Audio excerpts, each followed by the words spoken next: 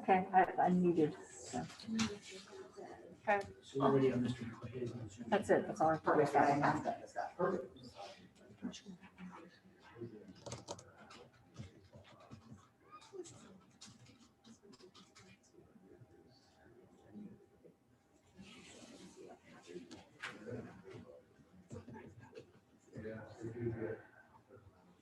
And then you said contract coming on. He's coming over for a few pieces. He just had to do some appearance somewhere first, but asked me to pass his stuff. Great.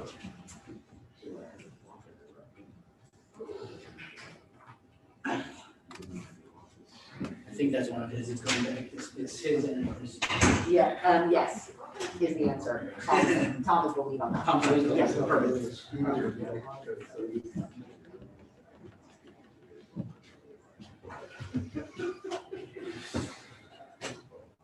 Hey, Joe, are you still gonna see Anthony? I will. I apologize. He's, No problem. I talked to him yesterday and told him I'd spoken with you. You were in touch. yeah, I'll get up there. Good morning, how are you? I'm making a general copies. Oh, okay. I don't have discoveries. Was it? No, I'm not saying. Yeah. Okay, let me, it's a BOP with a new felony. So I'm not. Yeah. Oh, did he? Oh, there you go. Okay. Answer that question. Hey, you guys can have some interesting research.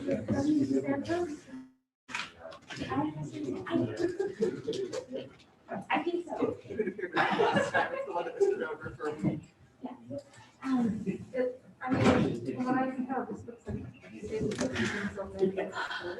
Yeah. And so we just need to. Right?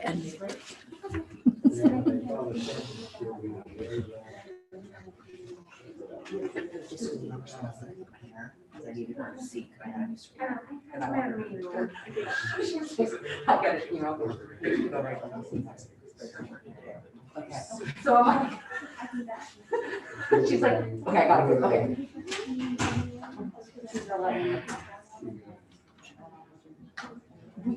Okay, good. All rise. Okay. Sonoma County Superior Court, Department 9, exam session. Honorable Judge D9's assignments presiding. Okay, Mr. Zelig, I know you are ready. Who are you ready on? Your Honor, I have one matter ready. Dean McCoy, I believe he is appearing by Zoom.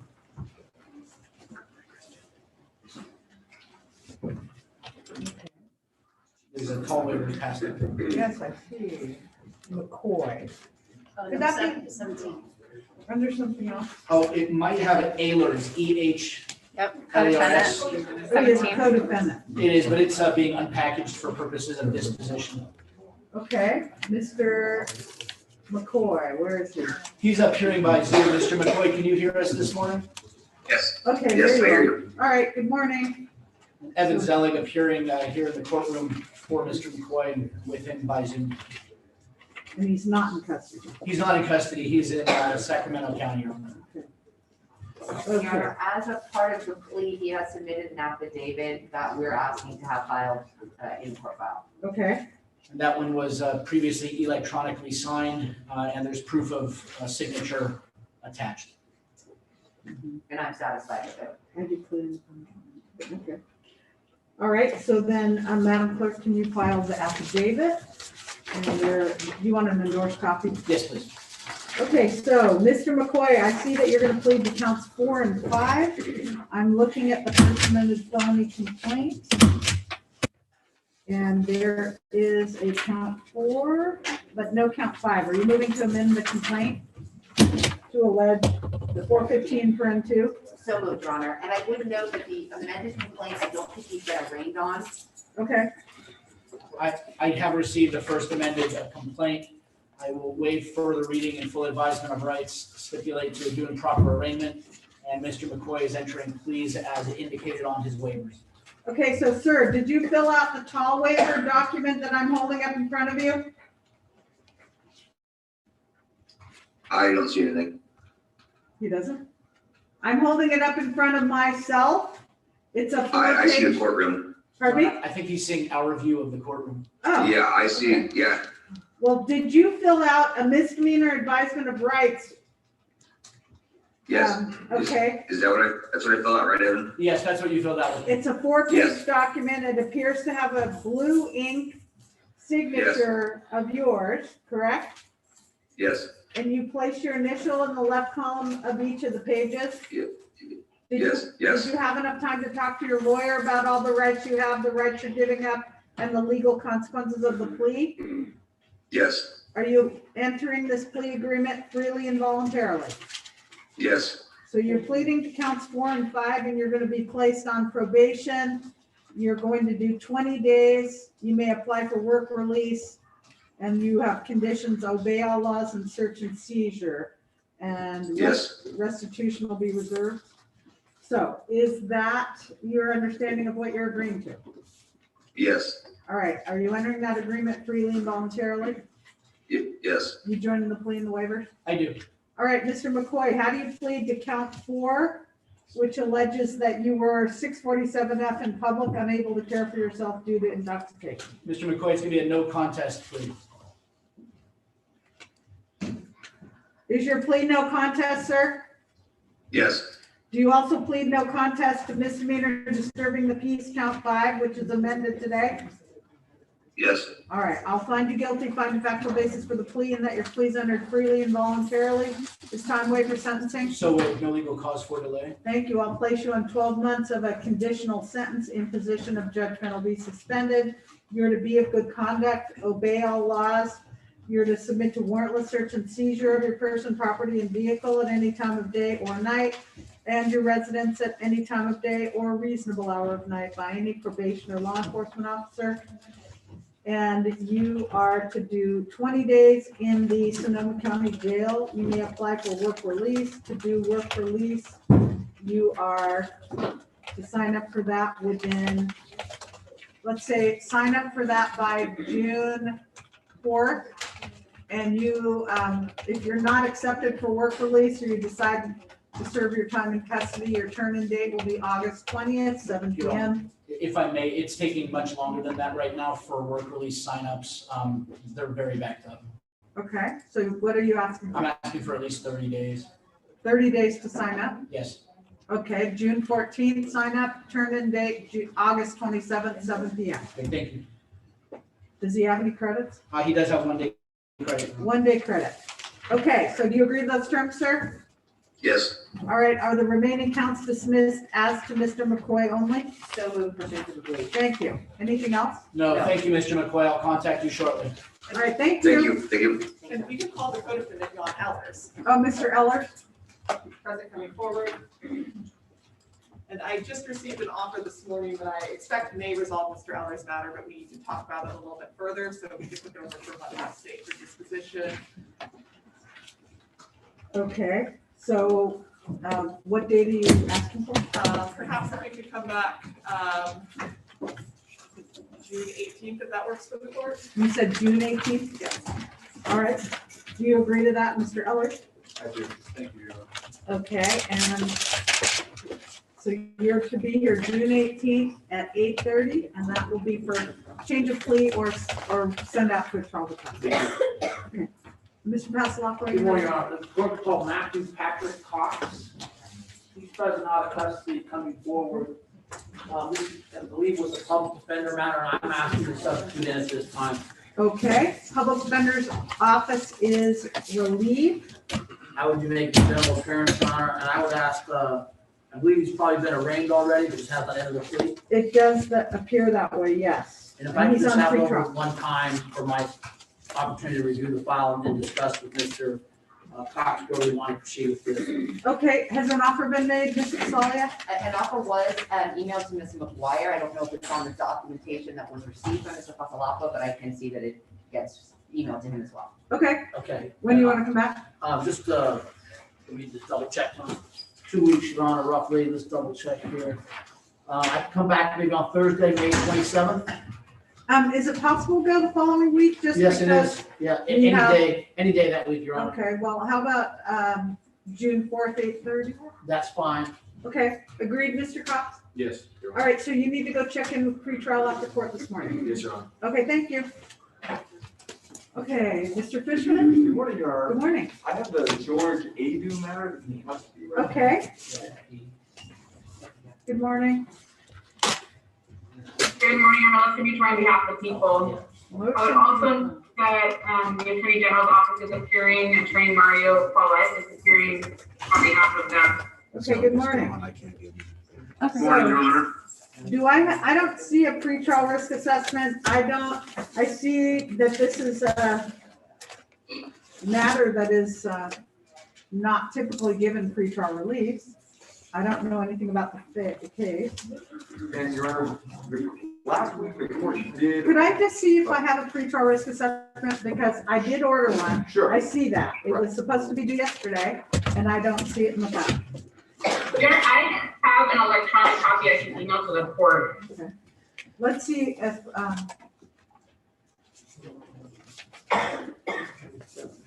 have it. I can print it, Your Honor. okay, we have it. It will be 2 minutes. Okay, so.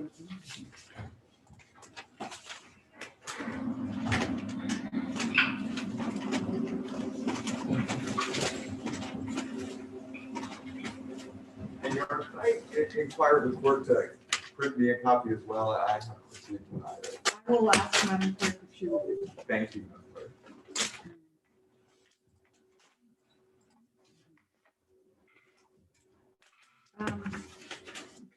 Thank you.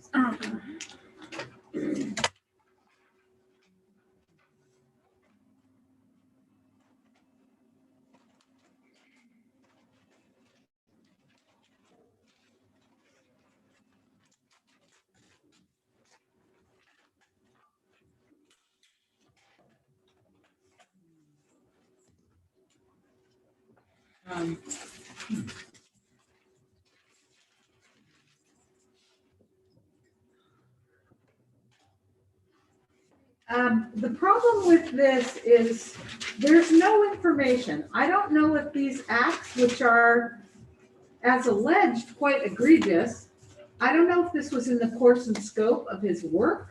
I don't know how old these alleged victims are. They might be dependent persons. I don't know that.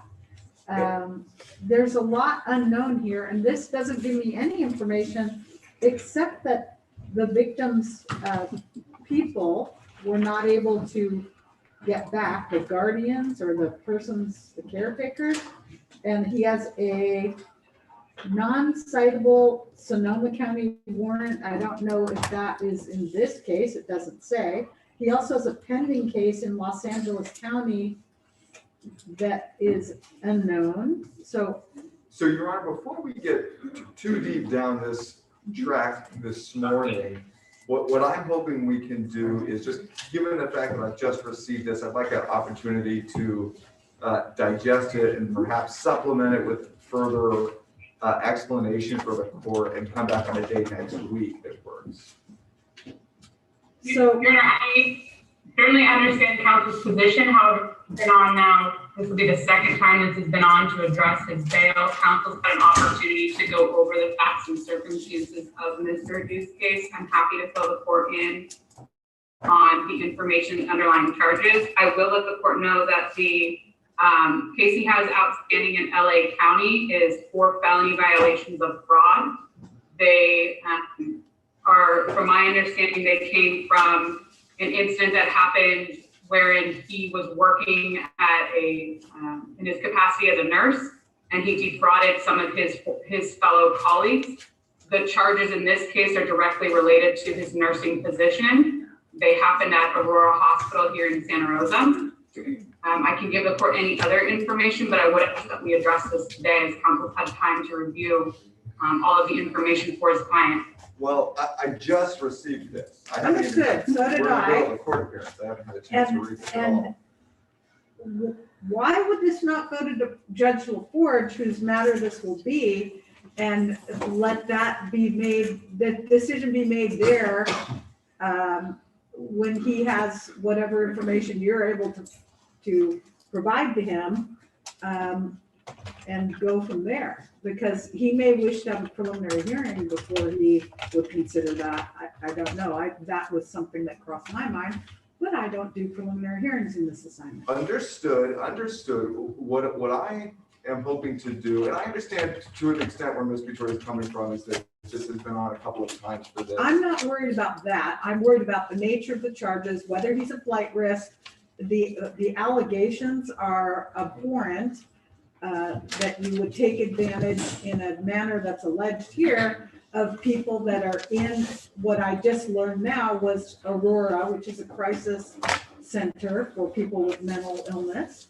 So that's not, that's obviously very serious. And what I would intend to do for the court is to supplement this request with additional filings. There is, as the court knows, there's a change in the law. I think this document is really part and parcel to anything I would file in a written motion. I think I would be using much of the information provided here. There's very little information provided here, next to nothing, and it's not helpful. What information I can use. So I guess the thing is, there are circumstances where people are to be detained. This may be one of them. That doesn't mean I or Judge LaForge wouldn't look at what you're presenting, but we are allowed to detain people in appropriate circumstances where they are a risk to the public. And certainly, as alleged, this is an absolute gross violation of duties of a registered nurse taking care of people in a hospital.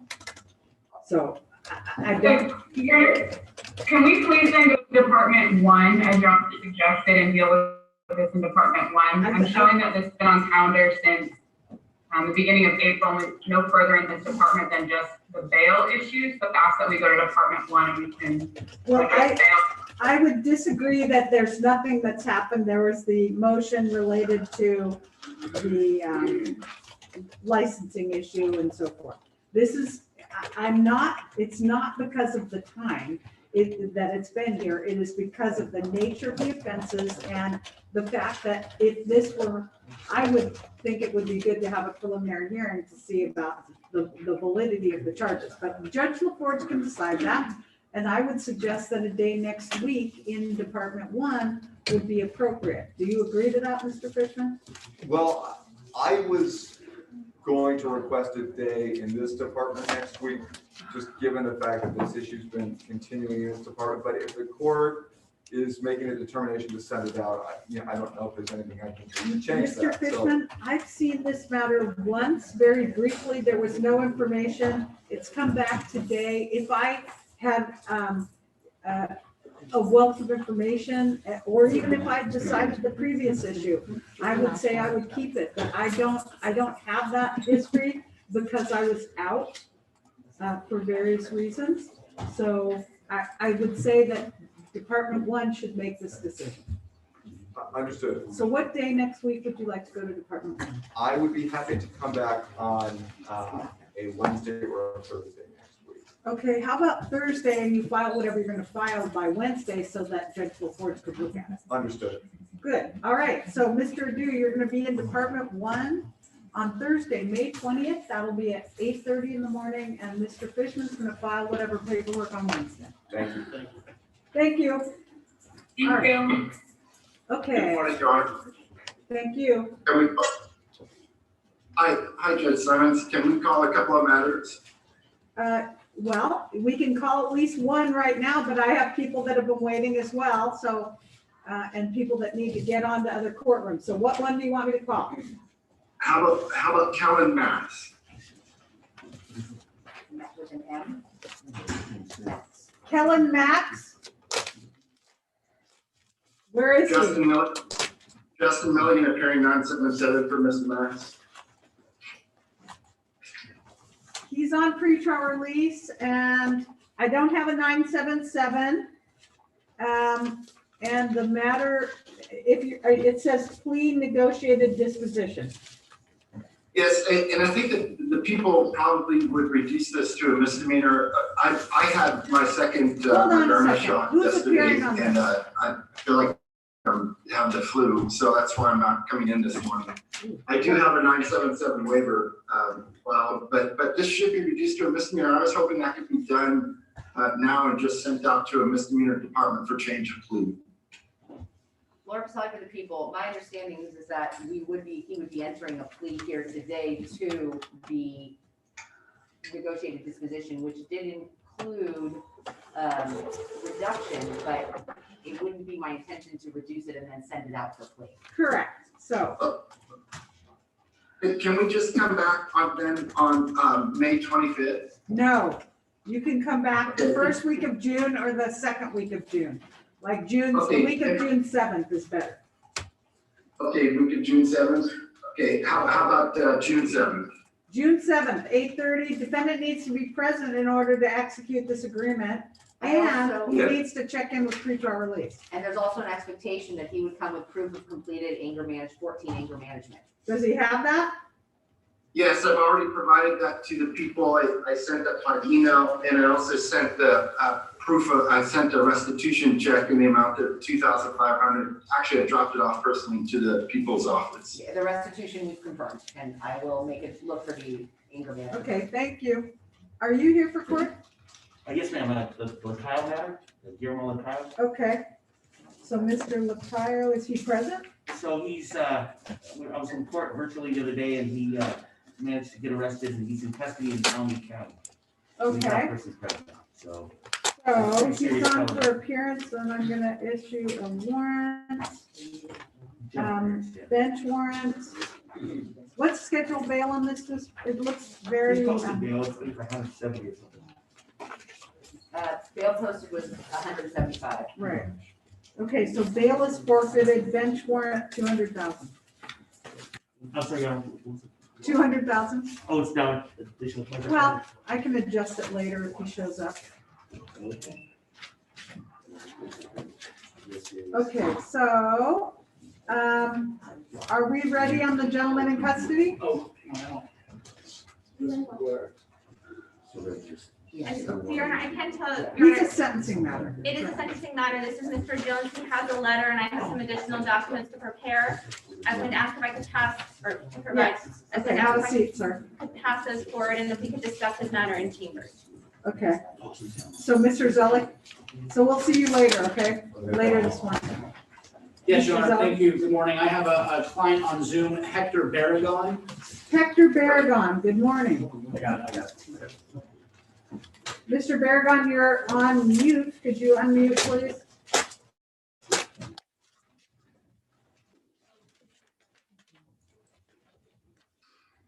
Mr. Barragon, you now don't show up and you're on mute.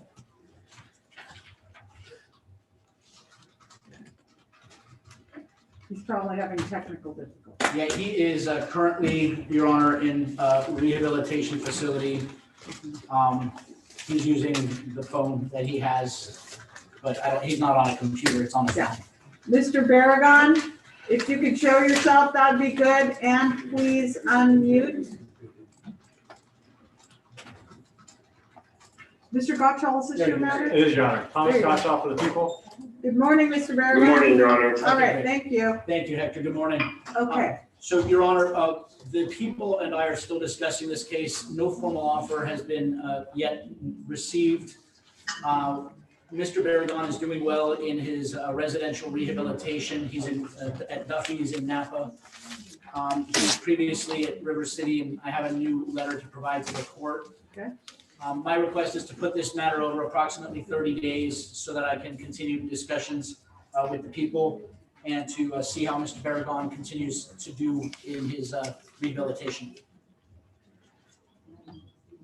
he was, I thought last time I was told he was at Camp Recovery through Kaiser. He was. Kaiser relocated him to Duffy's. It's a better program for him. It's closer. It was approved by Kaiser, and I do have a letter to that effect. Okay, okay. So when do you want to come back? Approximately 30 days. That would be fine. Okay, so June 14th or someday that week? Yes. Is June 16th available? Yes. Wednesday, June 16th. Do you agree to that, Mr. Barragon?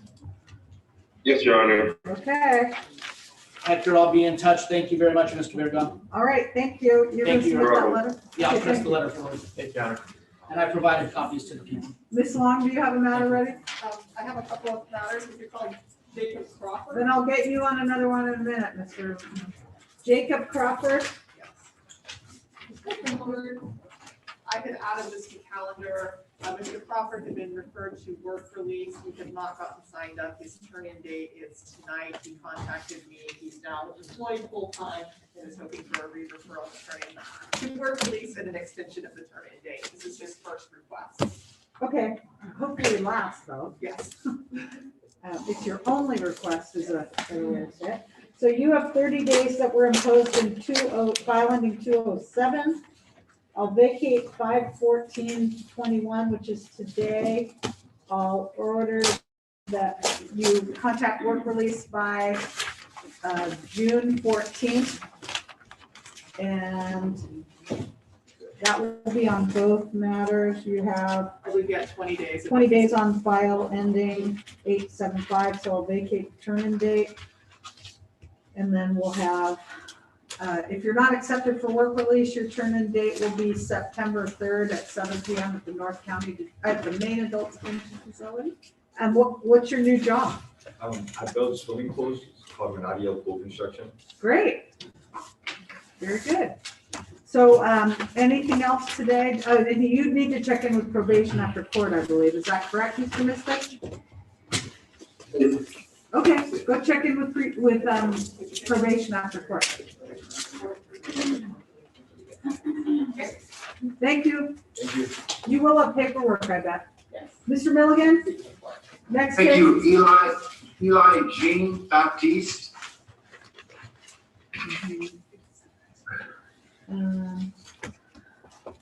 It's under G. Oh, J. J.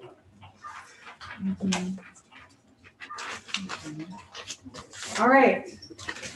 Eli Just Jean looking Baptiste. looking to 7% to the waiver that was filed. And just requesting some more time. May we have just 30 days? I'm sure we can resolve this in this court.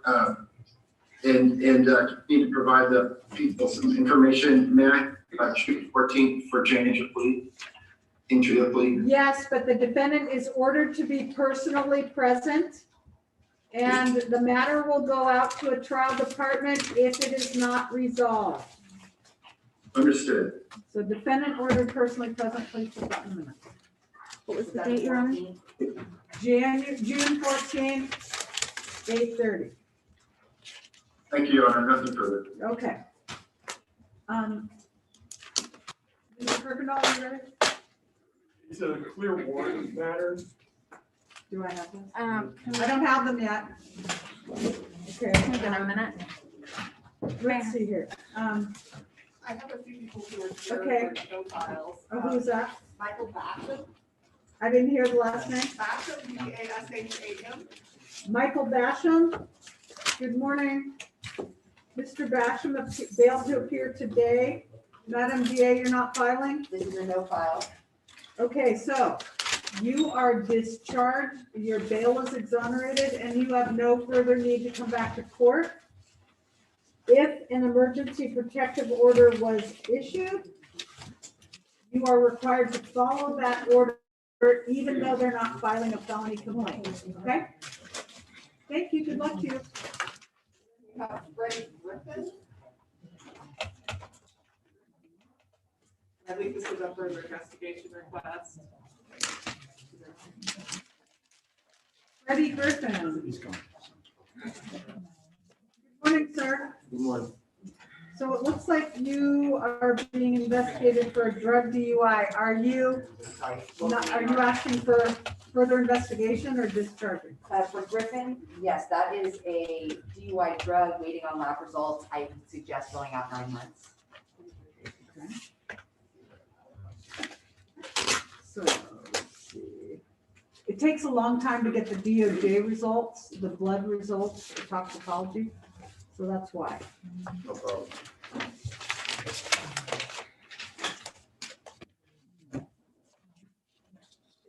Let's see. I don't have a calendar for 9 months.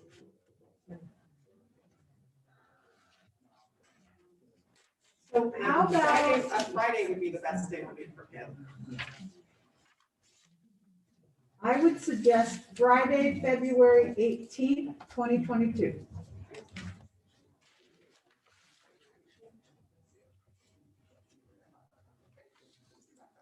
And it's taking them a long time to do the blood toxicology. That's why it's going out far. Okay. That's just what happens every time. Are you keeping bond in place? We'll just leave it and let. Okay.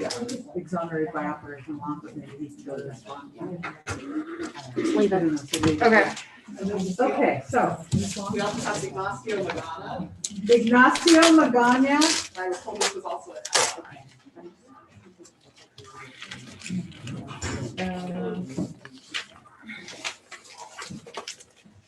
Good morning, sir. Good morning. Okay, so the DA, what's the status of filing or not filing? Your Honor, we are continuing to investigate, asking to go out 45 days.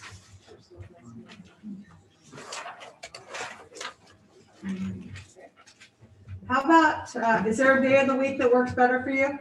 Any day of the week is fine. Okay. How about Tuesday, July 6th at 8:30 That's fine. for complaint or discharge?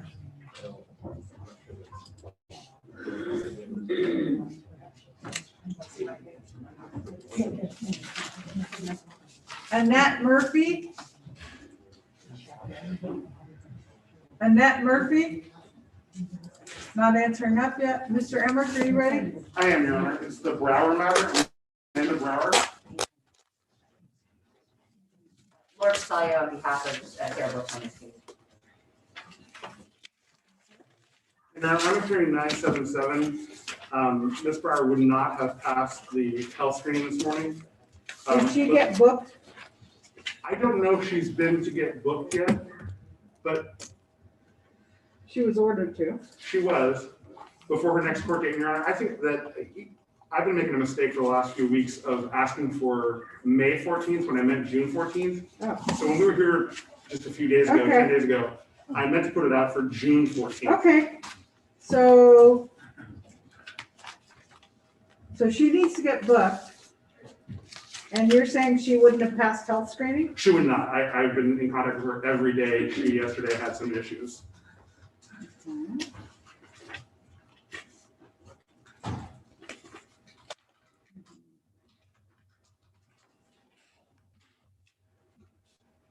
She's on pretrial, so she needs to contact pretrial today. I will have her do that. We are waiting on behalf of Ms. Brooks, we are waiting on medical records that we've STT'd. Are you willing to enter stipulation that we can get copy produced and So return June those upon 14th will be receipt of the the Yes. So, Your Honor, we've entered a stipulation regarding the medical records and released to our office. Of the victims? Yes. Okay, so records will be released to the DA for copying, returned to the file, and you stipulate to change custody. Yes. And your next court date is June 14th, 8:30, and the defendant needs to check in with pretrial. I will do that and have her book. Thank you, Your Honor. Thank you. What's the date? 14th, June 14th. Okay, there's somebody that's showing up as Ronnie Lamb. Can you show yourself and tell me what you're here for? I believe Lamb is. Clear warrant. A clear warrant. Okay, I don't have the clear warrant files and I don't see you anyway. Is the gentleman in custody ready? That's my matter, Your Honor. Okay. We're working on it. Keep talking, okay. Are you ready? Possible court interpreter matter? Okay, and we have Christina Guerrero. Okay. Oh, I'm there, Your Honor. Okay, well, I don't have the clear warrant files. I didn't see you on the Okay. calendar. I thought you. There I am. All right, so I'll call you when I have the file. Okay, so. Okay, thank you, Your Honor. You're welcome. Miss McGuire, which matter are you asking me to call? Guillermo Nolasco Ruiz. I have for 1:37 on my calendar. Okay.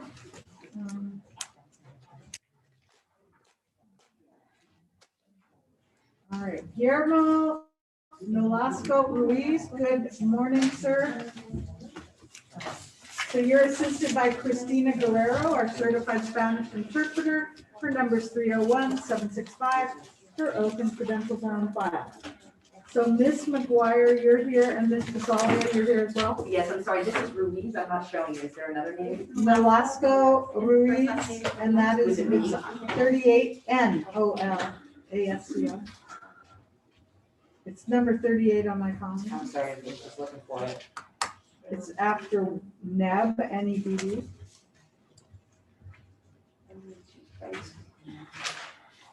Oh, I see it, I'm sorry. Here's Mr. Coffee. Yes, looks like. Okay, so where are we on this matter? And Your Honor, Mr. Reel and I have been discussing a resolution. I anticipate we will be able to reach one in this department. I'd be asking to come back to court on Friday, June 18th. Okay. At that point, we should send out if it doesn't resolve. Right, June 18th, sir, will be your last court date in this department. If the matter is not resolved, it'll be sent to a trial department. Does it seem like you can settle this in here? I believe so. Okay. I think it's, we're just waiting on some documentation. Yes, and I provided some information to Mr. Reel. Okay.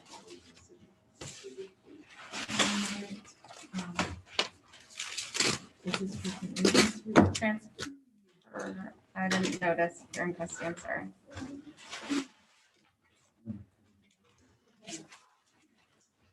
John Christian? Is it the D1 transfer? Yeah. I'm not sure why it was transferred from D1, but we'll figure it out. Let's see here. Do I? Everything that on Christian was decided to appear here, so they sent it here because it's going to be Okay. here. Are you ready on your matter? This is just a record on it. Okay.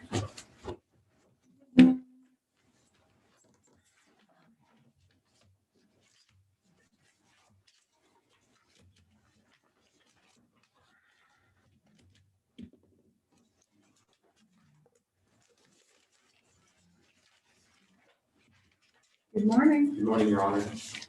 So, this matter, I've read the probation, so Mr. Lambert's present in custody in the courtroom. Ms. Hines here with him, Mr. Salia, this really matter. It is, Your Honor. So there was an 1192.5 agreement, and then I understand there was a cruise violation. That's right, he does So- report probation and shelter something. Okay. So, do you have comments? The probation office recommends that he be placed on probation and serve 90 days and then released to Turning Point. Is that? So you might recall, we were on last week, there was an incident in the jail that Mr. Lambert informed me of immediately before even the district attorney was aware of it. And I let Mr. Brown know about it last week, so he should follow up. Because of that incident, there was a classification change that prevented him from going into task at this point. Oh. He has served, at this point, I believe, the equivalent of 180 days in jail, which is far more than was originally contemplated or I think even probation contemplated. But I think Mr. Lambert really does want help, and so I think what the request would be to do today is sentence him to time served on, he served the equivalent of 181 days, with the condition added that he participate in the data reporting center so that he has treatment and support through probation, regular schedule that will keep him accountable. And he does have a place to live with his sister locally. He does plan to go back to trade school. He's interested in construction. Welding, I thought. No, pipe fitting, actually. Okay. Plumbing. Well, my problem though, what do you say? My problem, just to be clear, is that you've used alcohol since you were in 7th grade, which is probably about 12. Mm-hmm. And you've been drinking 12 to 24 beers a day in your recent history. Yeah, I'm over 60 days sober right now, and I really want to stick with going to AA meetings and doing the whole sobriety. I don't see that you've had a robust treatment program. And based upon your behavior, my recitation, my short capsule to remind myself about what this case is about is the rampage at Sam's Market. You were on a rampage in a market at 2:15 in the afternoon. You threw items, you knocked over displays of products, you pushed the cash register off the front counter, damaging it. You stole a 24-ounce beer. You know, the poor clerk. When people behave like that, that's scary. So this is a major, sir, I'm just asking you to listen. Sorry. I think it's a disservice for you not to go to treatment. And the fact that there's something, that doesn't mean you can't apply to the Salvation Army or some other program that's not tasked. You need to look at your long-term future. You are 28 years old and you've been using a lot of alcohol for a long time.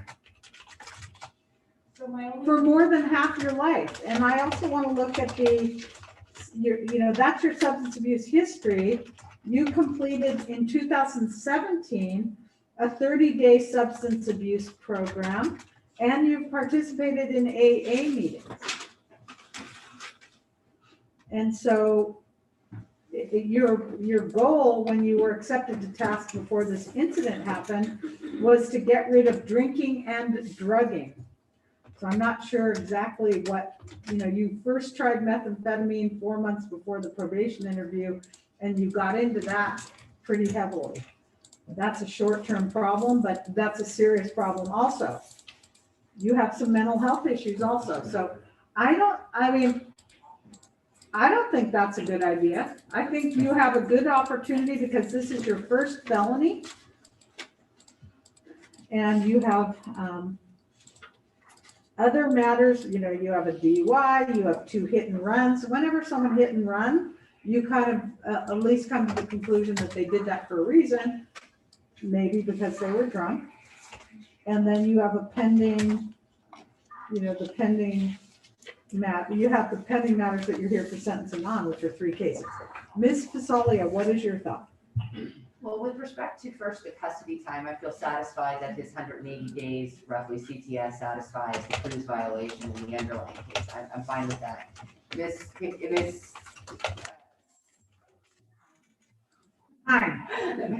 Who I know very well. I know. Well, sometimes I look at you guys and I can't remember. Ms. Hyde and I were just discussing what the treatment options were in light of the fact that he's been terminated from task without being able to avail himself to it, unfortunately. Right. And so I was asking questions about the day reporting center, what that would offer in terms of day-to-day structured guidance and intervention. Since he hasn't had the opportunity, really, it looks like, to do any kind of robust treatment, it seems that that would be a step in the right direction. I don't know if he has access to, if he's getting this, I don't know. Do you have Kaiser insurance by chance? I have medical partnership. I don't know if that covers with Kaiser or not. I don't know. I mean, Kaiser would be a dual diagnosis program to the degree that they would take him from a dual diagnosis program. I'm willing to give him a shot with the day reporting center to see if that structure and that intervention satisfies, his needs for intervention. It's hard to say. So I would defer to the court, but I would accept the day reporting center commitment as an alcohol treatment program at this point. Okay. You realize this is not the best course of action. Is that correct? Do I realize it's not? Yes. Like what do you mean? You have had a drinking problem since you were 12 years old. You're 28. That's more than half your life. You've been significantly abusing alcohol. So this is, unless you do the work, get the tools you need, it's unlikely to stop. I'm willing to do the work, and I'm putting my sobriety first. I really want to turn my life around. It's time. Like you said, I'm 28 years old. I'm about to be 30. It's time to grow up. Right. So, well, I'll go, since your lawyer and the DA are asking you to do the day reporting center, I'm going to go along with that. But I'm telling you that I don't think that's the best course of action. I think that you need to have a sustained residential treatment program in order to address these issues. I hope I'm wrong, and you can show me I'm wrong. I'll be happy to prove you wrong, just, Good. yeah. Okay, so is there any legal cause why judgment should not be pronounced? You waive formal arraignment for pronouncement of judgment. Yeah. So I'll place you on 24 months of formal probation. Imposition of judgment will be suspended. You're to be of good conduct, obey all laws. Your credits are, what are the credits, Mr. Mistich? Your Honor, as we noted in the pre-sentence report, the defendant's current Mr. custody Mistich, status.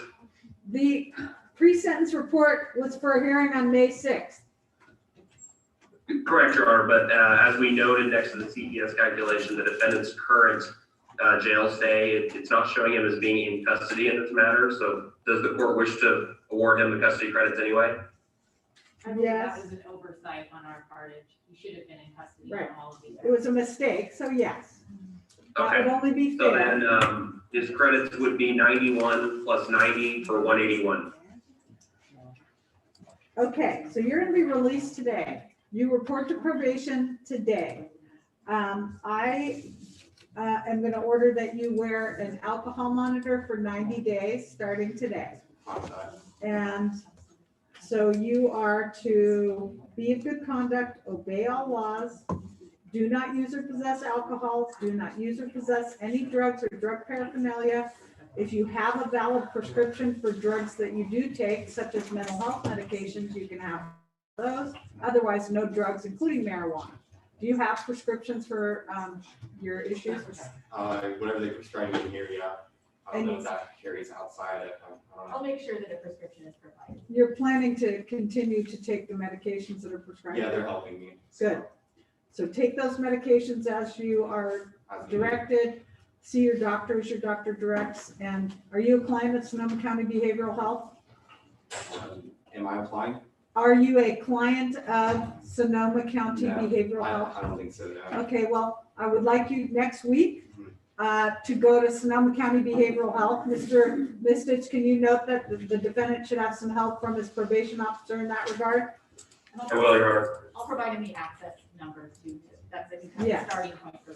So that's your first order of business, is to get hooked in with probation and get your treatment program settled in and your behavioral health issues addressed before you, start working full time, so that you don't have time to take care of these issues. Your sobriety and your compliance with probation needs to be your first obligation. So you're to stay out of places where alcohol is the primary item of sale, including bars, clubs, liquor stores, and casinos. Submit to random chemical testing, submit to warrantless search and seizure of your person, property, and vehicle at any time of day or night, and your residence at any time of day or reasonable hour of night by any probation or law enforcement officer. You are to stay away from Sam's Market in Santa Rosa where this incident occurred. I don't know if you have an address for that. You are to not own, possess, or use firearms, weapons, or ammunition. You are to commence and continue education, counseling, and rehabilitation programs as directed, including residential treatment if that's deemed appropriate for you. You are to seek and maintain your employment or enroll in an educational program, or both. I'm going to state all fines and fees except a $25 probation supervision fee, which will begin July 1st. That will be monthly $25. And you're to, I'm reserving restitution. There's no quantified sum, correct? There's not, I do have an address for Sam's Market. Okay. 212 East Street, E Street, Santa Rosa, 95404. Okay, so stay away from 212E as in the letter E Street, Santa Rosa. You're to provide blood and saliva samples pursuant to Penal Code 296. Willful failure to provide those samples may result in prosecution under 298.1 of the Penal Code. Yeah, and you've been convicted of a felony. You may not have in your possession or under your custody or control any firearm, ammunition loading devices, or magazines pursuant to federal and state law. You are Prop 63 compliant. And I don't have a form to sign, but we can note in the minutes that he's Prop 63 compliant. And then the remaining counts are dismissed, correct? And then what's supposed to happen with file 801? It says it's on for plea. That's the misdemeanor matter. Yes, so that was going to be an admission with probation denied. Okay, and then what's supposed to, violation of probation sentencing on the DUI, time to wait for sentencing? Correct. I'm gonna reinstate, all the credits are going on file ending 111. You are to, is there anything else you need on the DUI? Do you need a referral to the MO, to the first offender drinking driving program or anything like that? So I'll reinstate his probation on the same terms and conditions. Is it, obviously, I don't deal with misdemeanor DUIs that often in this county. Would, if he doesn't have a referral, can he still sign up for the program when he's ready to get started on that? I don't know, why don't I just re-refer you so there's not an issue? So sign up for the drinking driver program no later than August 10th and complete that as directed. That has a treatment component as well. And then on the, which count did you want him to plead to in file ending 801? The 647, the count one. Okay, so you have a right to a trial, and this is on the matter that involves being on the property of another, and it's a petty theft as well. And the offense date is March 7, 2021. So you have a right to a trial on that matter. Do you understand that? Yeah, yes, Your Honor. At a trial, you'd have a right to cross-examine witnesses, present a defense, and testify on your own behalf or remain silent. Do you understand that? Understood, Your Honor. Having those rights in mind, do you want to give up your right to have a trial on this case? Yes, please. Are you giving up your rights freely and voluntarily? Yes, I am. Counsel Join? I do, Your Honor. All right, sir, how do you plead to a violation of Penal Code 647H? No contest. All right, I will find you guilty, find the factual basis for the plea, and that your plea is entered freely and voluntarily. Time frame for sentencing? Yes, Your Honor. I will deny probation and give you credit for time served.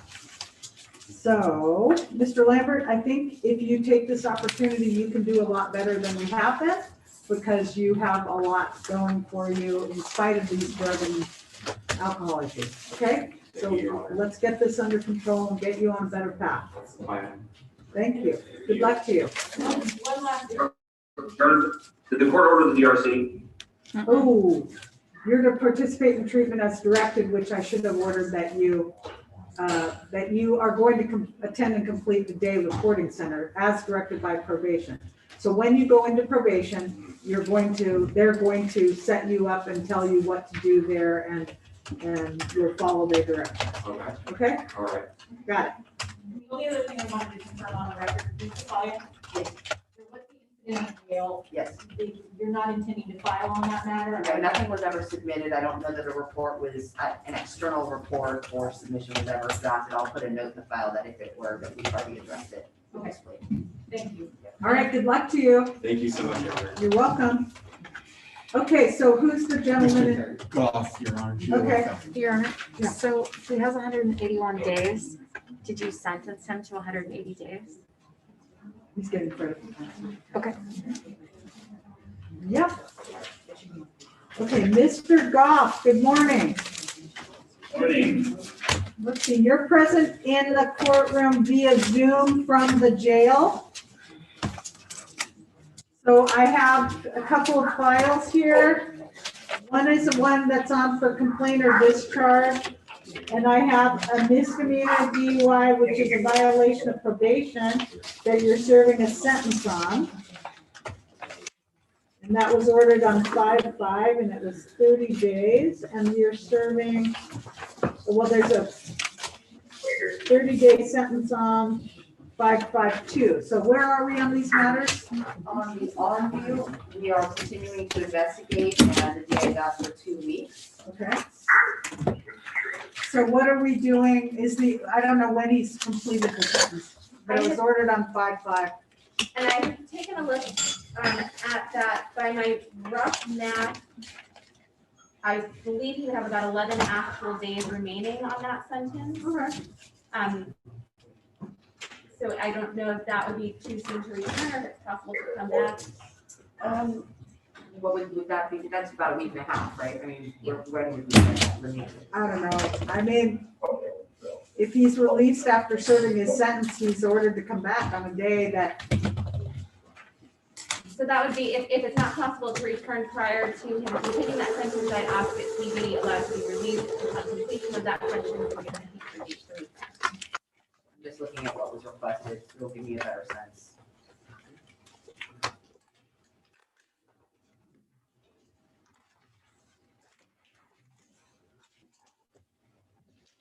I think that's, I would ask to go out the full 2 weeks, and if he's released in the meantime, he's ordered to return to the executive court.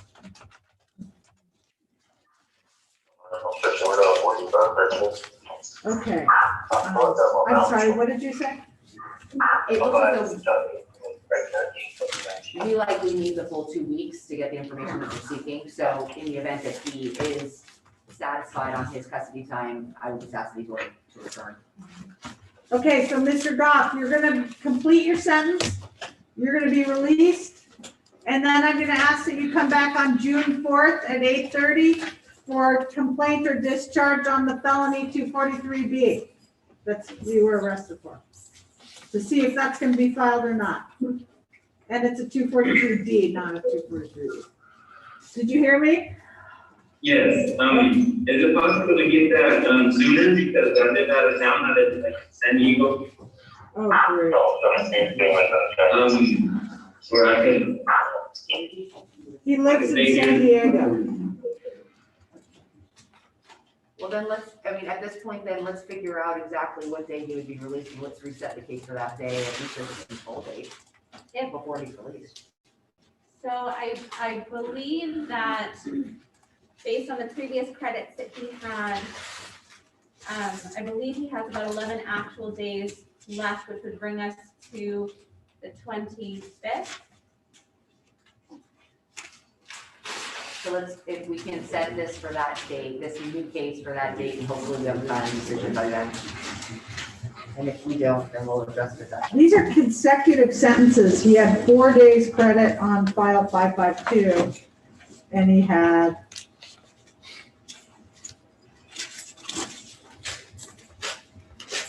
30 days with no credits on,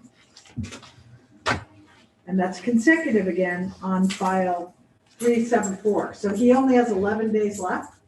I may have, in reviewing my math, I believe he may have 14 actual remaining. Your Honor, Mr. Goff's release date is May 31st. Okay, so let's put it on May 28th at 8:30.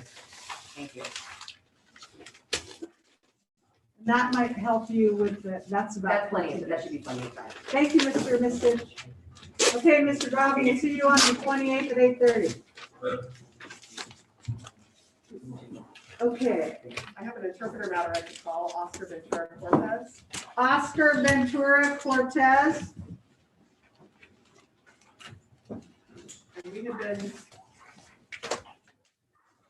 So Oscar Ventura Cortez is present in the courtroom, assisted by Christina Guerrero, certified Spanish interpreter, 301765, oath on file.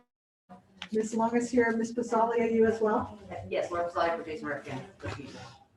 and we've been waiting for medical records. I informed by Mr. Rifkin that they have arrived with the court. We just need to enter into a stipulation for their release to chain of custody, for their release and copying. It's records from Memorial Hospital. So we enter into that stipulation and ask for a date to come back in a few weeks so that I can hopefully get my copy of those records and. So stipulated, correct? So stipulated. Okay, so there's a stipulation to release the records to the DA for copying and return to the file, deliver a copy to the defense. And are you asking for what date?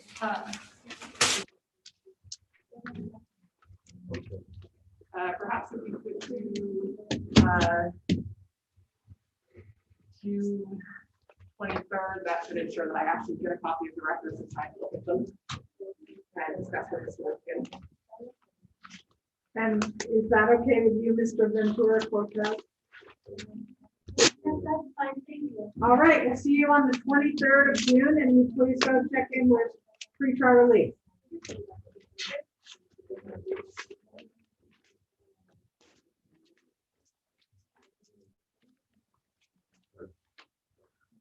Ronald Lamb. Mr. Kirkendall is present in the courtroom. Mr. Lamb is appearing via Zoom. And we have 4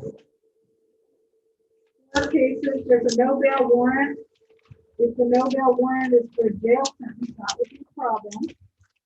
It isn't, Your Honor. Peter Kirkendall appearing for Ronald Lamb. Why is Mr. Lamb not here? He was ordered by Judge Averill to appear in person on 4/19/21 unless he was in a residential treatment program, which proof provided to the court.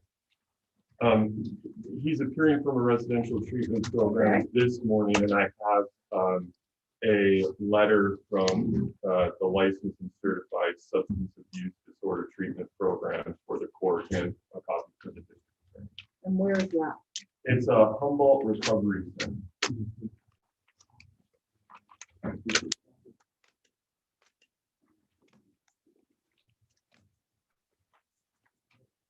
Thank you. Is that where you are, sir? Yes, ma'am, Your Honor. Okay. And it looks like he went in there 3 days ago. 3 days ago? Yes, ma'am, the 11th, I believe.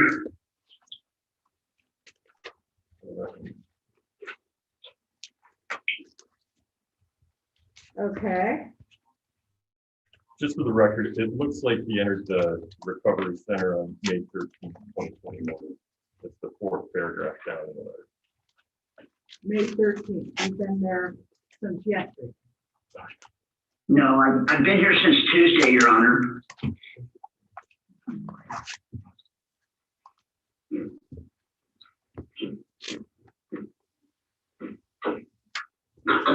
Take it that way.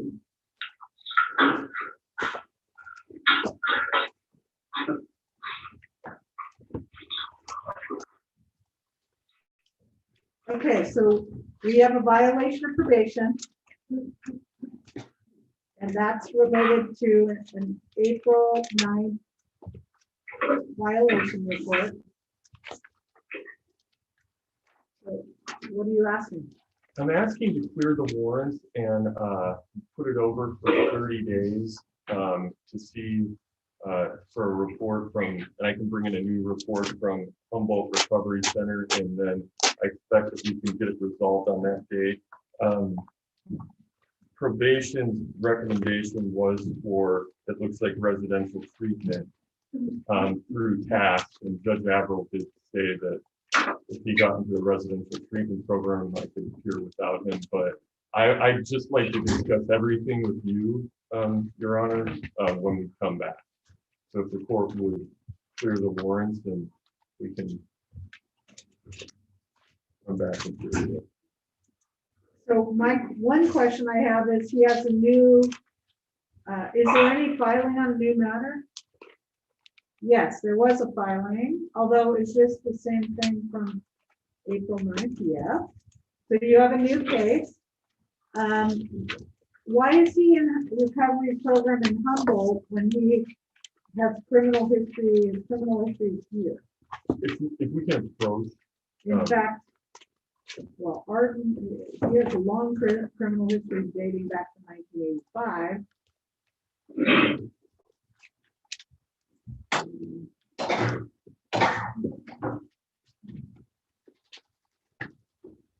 Apparently, he relocated here in 2007. Right.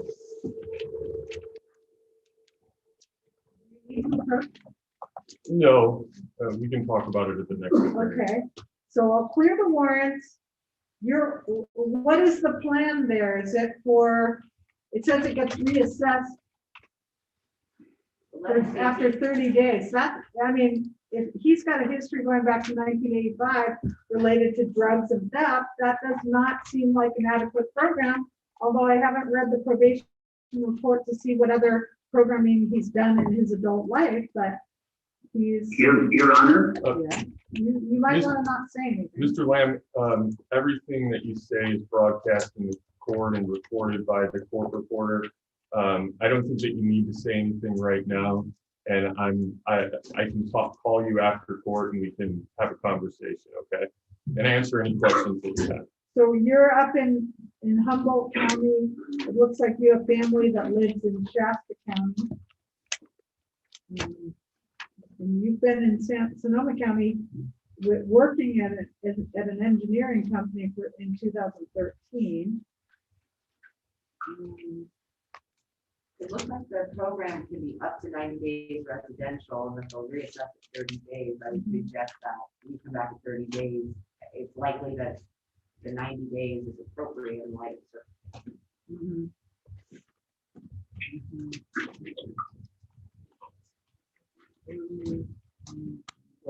Yeah. So he completed a 90-day program in 2016 and 30 days sometime thereafter. So, but the program notes say that your participation was inconsistent, but obviously we have a big problem here. So when did you want to come back? 30 days, yeah.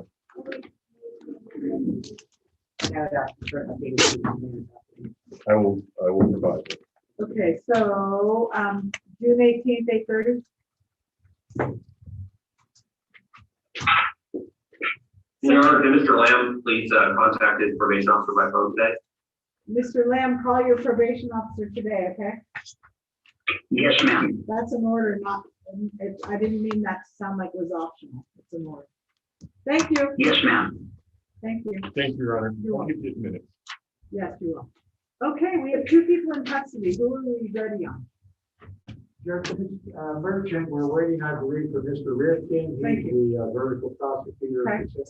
Otherwise, we're ready to go. Okay, and sir, what's your name? James Maxwell? James Mextroff. You know, Mr. Mextroff, we don't have your probation or your report from the doctor yet. So with permission of your lawyer, who is Miss McGuire, I'd like to put this over till Monday or Tuesday next week so we can get the report. She came and talked to you? Yeah. I just don't have a copy of it yet. Do you, Ms. McGuire? We looked this morning. It's not filed yet. I do not have a copy of the report. I had emailed with, I think it was Dr. Snell, about Mr. Maxwell, but I have not received the report. Okay, so would it be possible to put it on Monday afternoon, or we could do Monday morning, although it's pretty full? I'd actually not have a Monday, if you could do maybe Tuesday. Okay, does Dr. Cornell say he's getting it filed today? Or you said you were emailing with him, did he give you I any? had emailed with him previously, but not regarding the report. Oh. Okay, let's see, you're here Tuesday, Wednesday and Friday.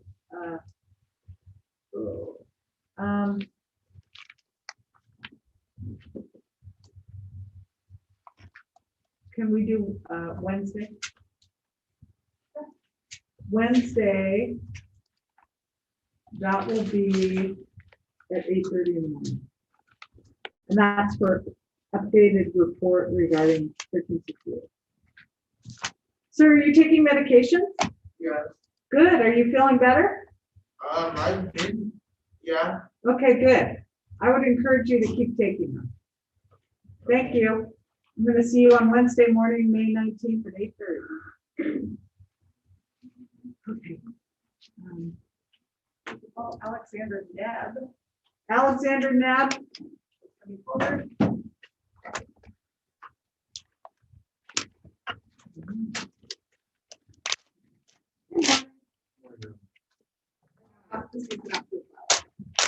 Okay, both cases. Yes.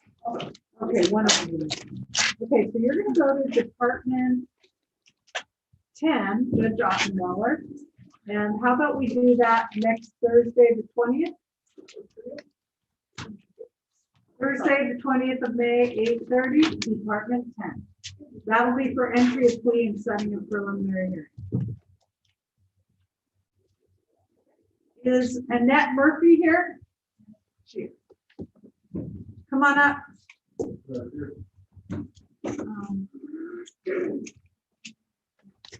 Next, I'm gonna call Maribel Flores Gonzalez, if she's here.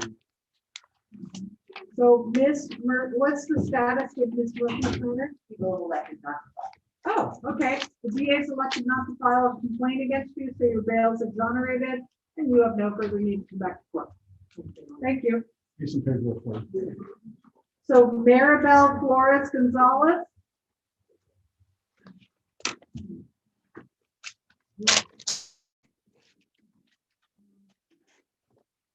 Jesse Pierce. Here.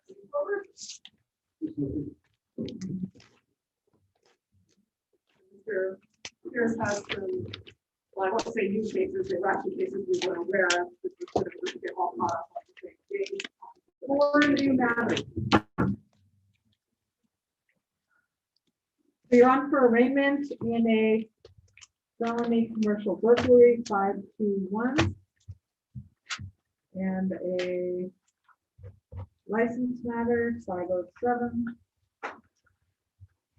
11377 506, 506, a felony, oh no, I'm sorry, a misdemeanor death matter in 328. So I will appoint the public defender in all those matters for you. Is that what you're asking for? Okay. I'll receive the complaint stipulate the range of the advisement. And I can put this over to for a date so I can review these cases. Is Mr. Pierce on free trial release? I think he was placed on free trial release, it's like level 1, we see it here originally. We could put it over to catch up all of the other cases that were not on calendar that day. And then here we are. And your Honor, people's request would be a remand in the setting of bail. The defendant continues to pick up cases on misdemeanors despite arrest. I mean, they can get it on. He's picked up it looks like 6 cases just since January of this year. And these are not just possession cases. These include burglaries. We have 2 commercial burglaries. We have possession of paraphernalia. We even have an arrest for 452 reckless causing a fire that didn't get charged. That did not get charged? That was refused, but regardless, another arrest, 14601. So he is just continuing to behave in a manner that requires public safety, I believe, that he would be remanded. And we were here previously in court. We were placed on free trial release. The commercial work, the only felony case we have actually 2 dates out of that, I believe. This is a matter of catching up the outstanding cases. So he has wants to increase his level of pretrial supervision. I do think that might be appropriate. I'm going to increase the level of pretrial supervision.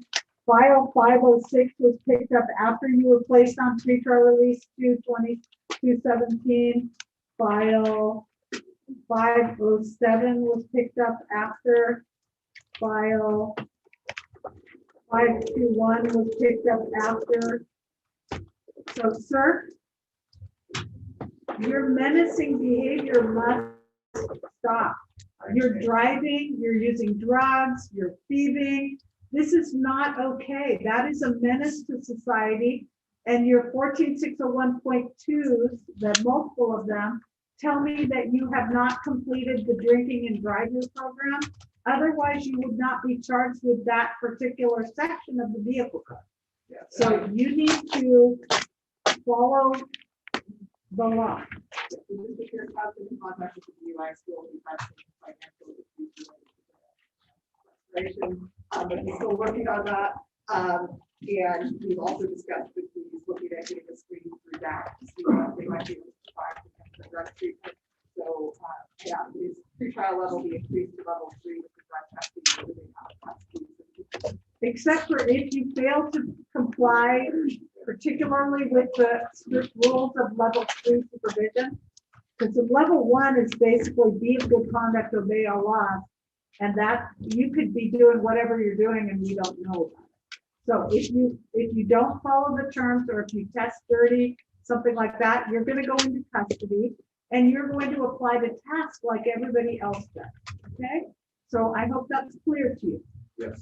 So I'm placing you on pretrial release, level 3, I'm only gonna put that on the felony, 743-678, but I'm mindful that you have about 8 or 9 cases, okay? And Your Honor, may the court order that you test? Yes, I will order that you test today. So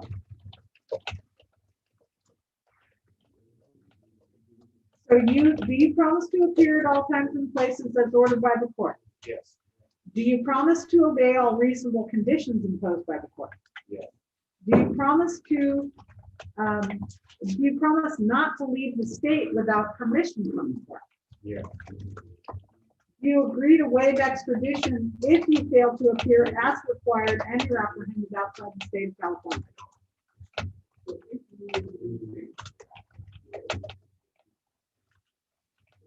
Yes. Okay, thank you. So do not use or possess any alcohol. Yes. Do not use or possess any drugs or drug paraphernalia unless you have a valid prescription. Do you take any prescribed medicine?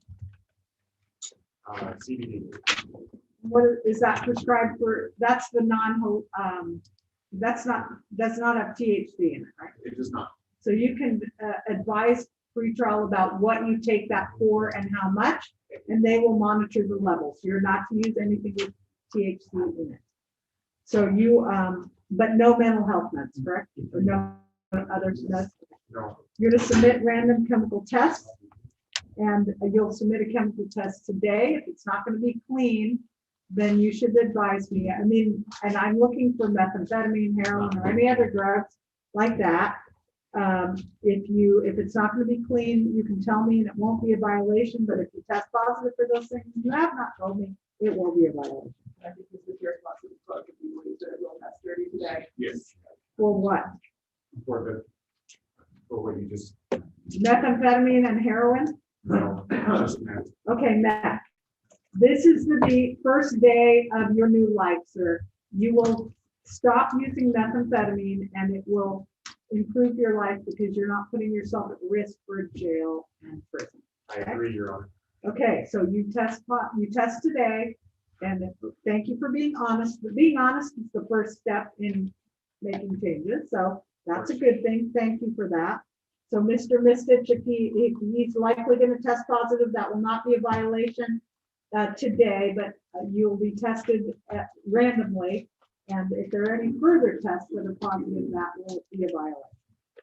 So you are to submit the warrantless search and seizure of your person, property, and vehicle at any time of day or night, and your residence at any time of day or reasonable hour of night by any probation or law enforcement officer. You may not own, possess, or use firearms, weapons, or ammunition. You're not to leave the county of Sonoma without notifying pretrial. You're not to drive under the influence of you're not to drive with any substances in your system. You are not to drive because you do not have a valid California driver's license or another valid license. So no driving. And you agree to that, correct? Yes. No marijuana other than the CBD, which you'll disclose to probation. You are not to be in any place where alcohol is the primary item of sale, including bars, clubs, liquor stores, and casinos. You're to stay away from the Toy Works in Sebastopol. I don't know if there are other stayaways. You are to advise pretrial of your current residence, your employment, and your contact telephone number. Where do you have a place to live? You're gonna love this one. I actually live in my RV. Okay, good. That's all right. And do you have that in a particular spot or do you move it around? So right now it's more of a cat and mouse game with the sheriffs. So what you're going to need to do is advise probation of where you are at a given spot. Okay, that's more frequent reporting because of that. So, but that's the way your life is, and for now, that's what you got to do. What is your employment, or do you have employment? Yes, I do. I do have steady work now, which I'm very thankful. And what is that? I work for Jim Boswick. He is a landscaper at the Redwood Golf Course. Okay. Okay. 313 North Main Street, Sebastopol. Yeah. That's Tory Works. I think that is the same. I don't think so. It's a different report. Toy Works is also in the same area, but this is an office building. Okay, 313 North Main Street, Sebastopol. Stay away from there. We do 100 yards, stay away from Main Street, Sebastopol generally. I think the town would appreciate that. Okay. So, Your Honor, I've actually had so much difficulty in Sebastopol. I've left Sebastopol permanently. Okay, good. What's your contact telephone number? I don't have a phone at the moment. Okay, so you're gonna need to work out your communication with probation. It's on you to help them. And actually, the whole purpose of putting you on free trial is to help you get an advanced start on your rehabilitation. So this is a long list of things you have to do and not do. But if you get on with this, it will help you in the long run if you put your mind to it. Are you a high school graduate? Yes. Okay. What is your life's work what are you wanting your life's work to be? Well, so I went to college to become a firefighter, and then right when I graduated, I got a DUI, which is the reason I don't have my life. Okay. Now I just want to work and be with my daughter and my family. So this is a good time to think about how do you want to employ yourself to be able to do that in a stable sense. How old's your daughter? 7. Okay, so, It sounds like you've made some progress with fire security. yeah. Okay, so hopefully this is the beginning of a new phase for you. So do you agree to the terms I've ordered? Of course. Okay, so go check in with pretrial. You're going to be, chemical tested, and when do you want to come back? If you could perhaps come back June 2nd, if that works for you. June 2nd, 8:30. Is that workable for you, Yes. sir? Okay, I will look forward to seeing you then, and this is the first day of your new life. Thank you. You're welcome. Okay, who are you ready? I don't need it. An interpreter matter, Who? an interpreter matter, Gabriel dos Santos. Oh, Gabriel dos Santos. Come on up, sir.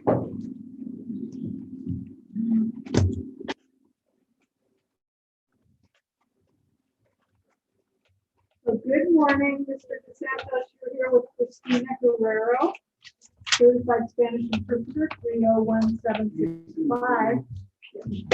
And sir, when you were here a couple of weeks ago, I gave you today's date to prepare to be remanded, and I'm prepared to do that this morning.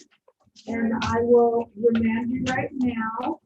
We have an additional request after speaking with Ms. Arios. I understand that Mr. DeSantis has made a number of arrangements prior to his anticipated bail sentence when the court date was in January in terms of making arrangements with his employer and his child care. That current date was vacated due to the situation in the jail related to COVID. Based on that and some other collateral information, we're asking to have a future training date in 30 days. And I don't believe that people have an objection to that request. He does need to make some additional arrangements regarding his job and his housing situation and child. Are you? I was not here the last time this was called, but I will tell the court when I told Defense Counsel, I do understand after being some research that he was initially rejected due to COVID on his original 20 days. And I am aware from dealing with the case, he does have sole custody of the child. That is why I agreed to put off when taking the original sentence. I'm submitting an issue to the court on this. I don't have an objection to going over 30 days to ensure he has all the proper arrangements for childcare.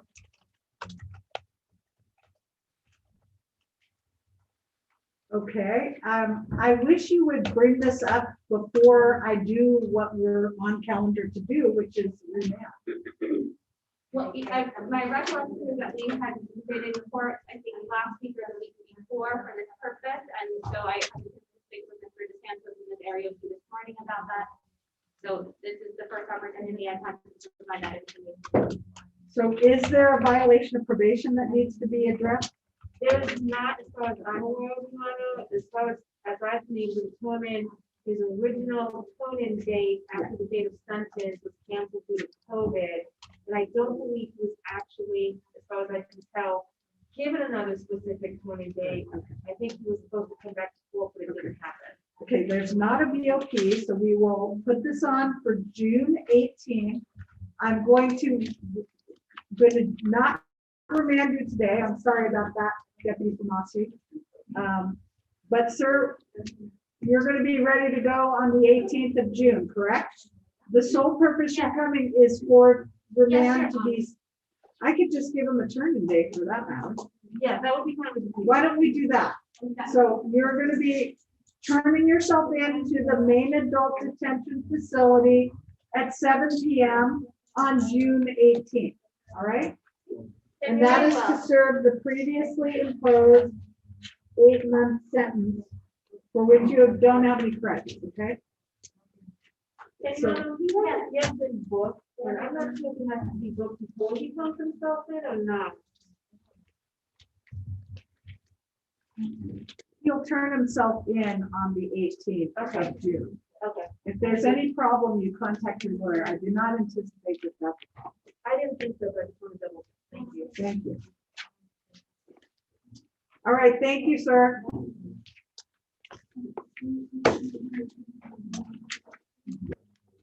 Okay, let's see here. I understand that Mr. Saga will be standing in on the coaching matter. Okay, Mr. Solia, is that correct? That's right, Jenny is our. All right, Ms. Merchant, good afternoon, or good morning. She had asked to submit a letter to your honor to stop forward and stop this.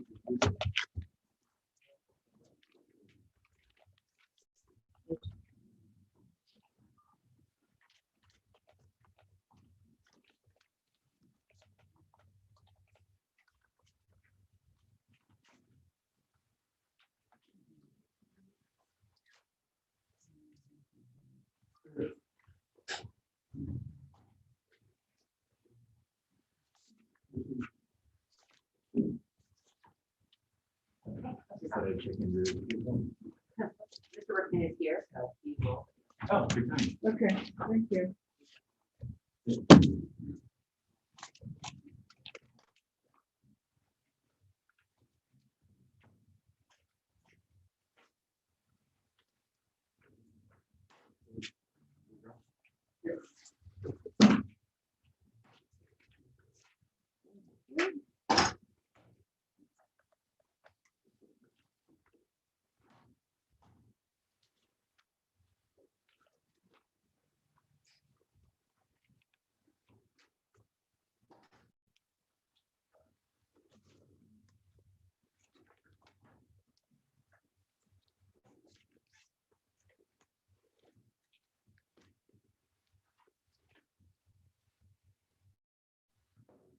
Okay, so I've read your letter. Thank you very much. It's important that you clarify, paper cut.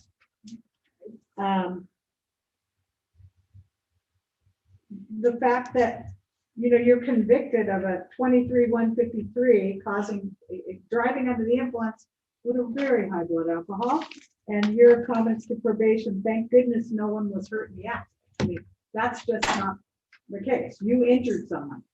What you're very lucky is that you did not kill somebody. Because injuries most of the time heal, although even minor injuries, and I'm not in my brain right at the moment, I don't remember what the injuries were, but the fact of the matter is even soft tissue injuries are very painful. So, and you're a smart woman. You're well educated. Which I read, I understand, and you are, so you have a BA in psychology, a minor in business, and you were in graduate school. What are you studying in graduate school?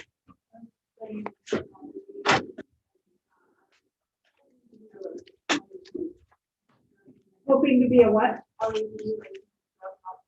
Okay, well, if you can conquer your own issues, that would probably be a great thing for you to help other people. Because your problem is a treacherous one. Very difficult. Alcoholism is a significant problem to combat and very difficult to overcome. The bigger problem though is when people drink and drive. Driving obviously is the biggest, when people are drunk, is obviously a huge threat to random people. Because, in the afternoon, like at 1:15, like you were on January 29th, 2021, someone can be driving around with over a 0.3 blood alcohol level. And I mean, I'm driving around, I don't know who's driving around like that, but it's not uncommon. That's the scary part. So if we can get you rehabilitated to address these issues, that'll be one less person doing that. So I believe the agreed disposition that you go to Athena House is a good one. That's not, if I could interrupt, that was not the agreed disposition. The agreed disposition was 1 year in jail with the court's discretion. I didn't agree though to Athena House. Well, Athena House is an appropriate program. I just So wanted you to correct the agreed, court. pardon me? I just wanted to correct the court. So it says, imposition of judgment, the man will not exceed the mandatory minimum of 1 year. When I was looking at the mandatory minimum, I didn't see that it was 1 year, but I didn't have enough time to spend exhaustively researching that. I thought the mandatory minimum was 90. Vehicle code section 23568 is 1 year. Okay, so what are Ms. Merchant's credits as of today? Yeah, I believe that, this current probation for 96 days. Oh, that's correct. What we contemplated and, Mr. Rifkin was.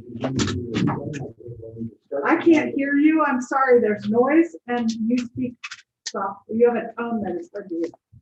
Yeah, what we discussed in chambers at the time when we resolved this matter was that in light of that mandatory minimum sentence that Mr. Rifkin just described, we would allow the court to allow her in the court's discretion to serve the balance of the time on day-to-day credit in Athena House if the court deemed Athena House to be an appropriate program.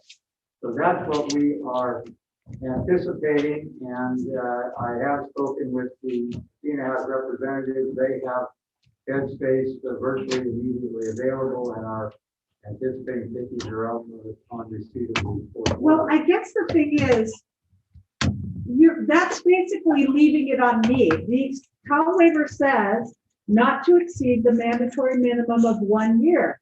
The court may allow day-for-day credit for Athena House residential treatment if that's deemed appropriate. What I would be willing to do is have you serve 9 months of that and then be released to Athena House. I don't, with a history like what we have here, I don't know that getting out of the jail sentence is what I would say is that I'm real anxious about that. 3 months of it, yes, I could go with that, but she has a number of DUIs.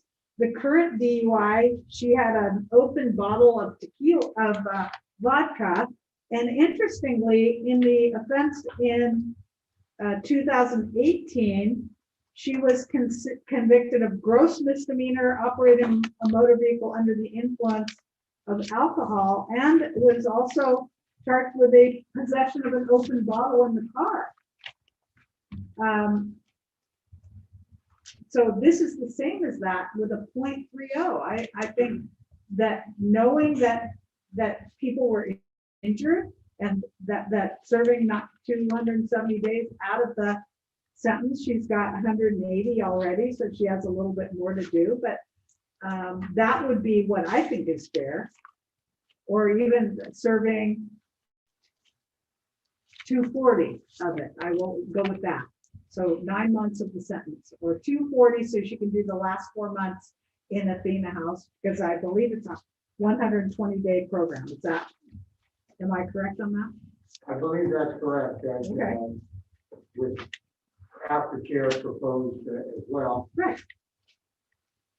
That's what I would think is fair, which I don't even have to agree to that because it's a mandatory 1-year jail sentence. I think that's fair and that's what I'm willing to do. The judge, obviously, as the agreement stated, this is all at your discretion. Right, so it's, And I understand Your Honor's sentiments. I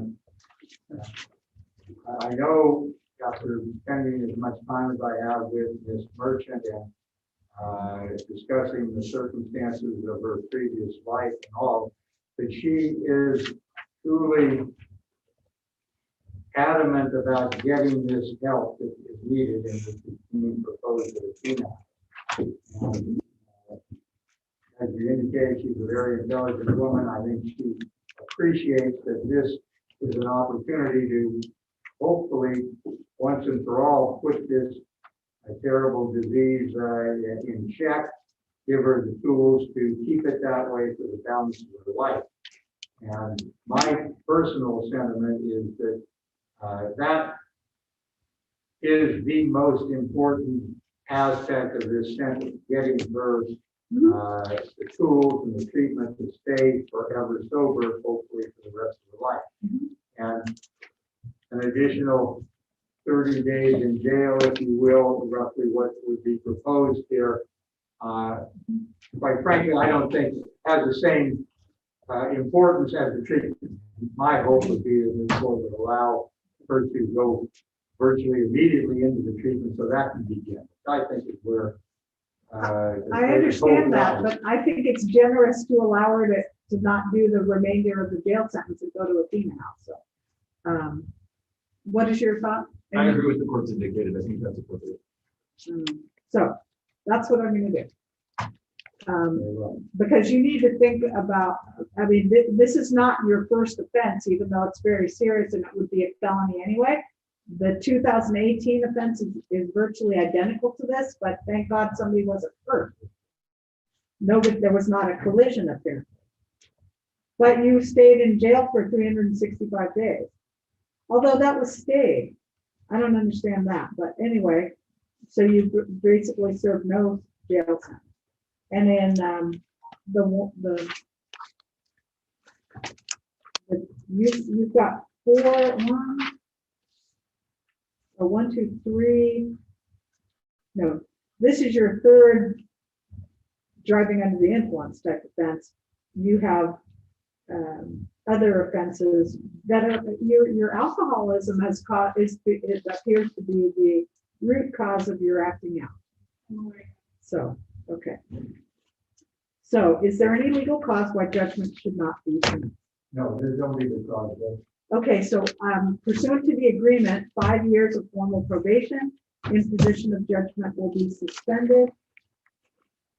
You're to serve 240 days in the Sonoma County Jail. As of today, you have 96 plus 96 for a total of 192 days. After you've served the 240, you may be released to a representative of Athena House to complete. Well, I should restate that. She's serving 1 year in the Sonoma County Jail. She will be released after completing 240 days to a representative of task probation or Athena House for placement in the residential treatment program that is described for her. You're to do everything they ask you. You may not leave the program without the consent of the court, the probation officer of the program. You are to report to probation upon your release from the program. Hopefully it'll be successful release from the program, but regardless of whether it's successful or unsuccessful, you report to probation. And if it's unsuccessful, you could well be remanded or asked to turn yourself in. So I hope you'll complete the program successfully and follow through with this is an order that you complete the program in full, including the aftercare. And so I'm not going to order that you waive custody credits when you're in there. So you are getting that additional benefit. So.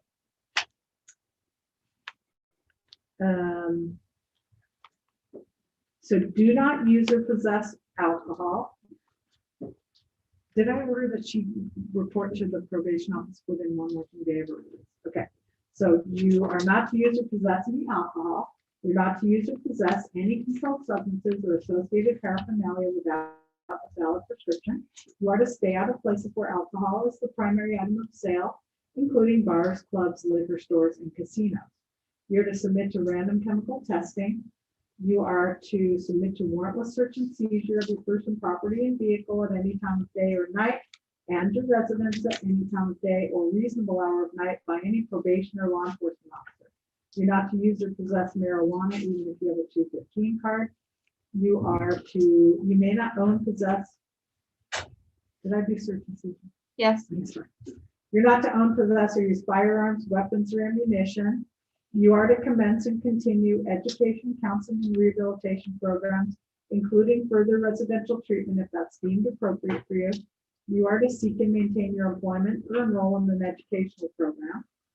I will order a $50 probation supervision fee when you're completed with Athena House, which will be approximately, I'd say by October 1st, you'll pay the probation supervision fee.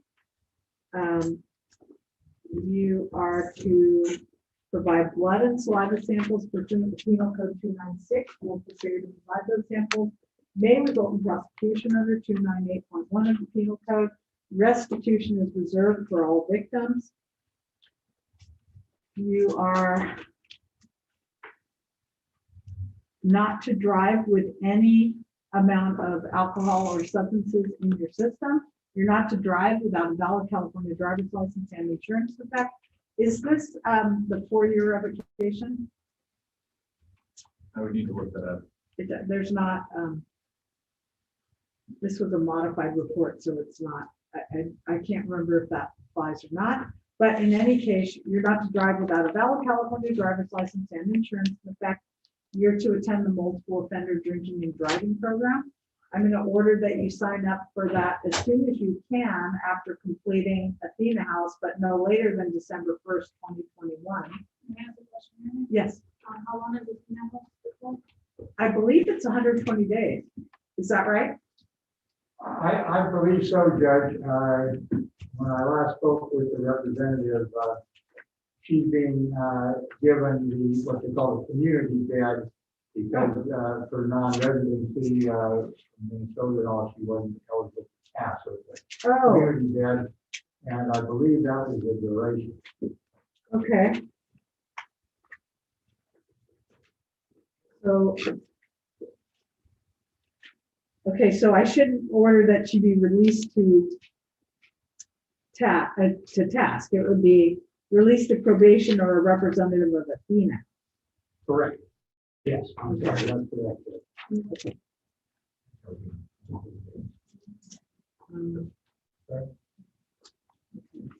Is she remaining in custody until that bed's free? Yes, you're remaining in custody until a bed is open at Athena House.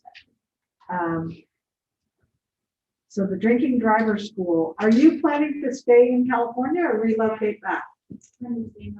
Okay, so you're to attend the multiple offender drinking and driving program, sign up for that by December 1st. You're also to install a certified ignition interlock device. That is a 3-year commitment. I'm going to order that you sign up for that by June 1st, 2022. It's a 3-year obligation. And find the license suspension. Yeah. It is a 5-year pursuant to Vehicle Code 13352. A 5-year suspension? Yes.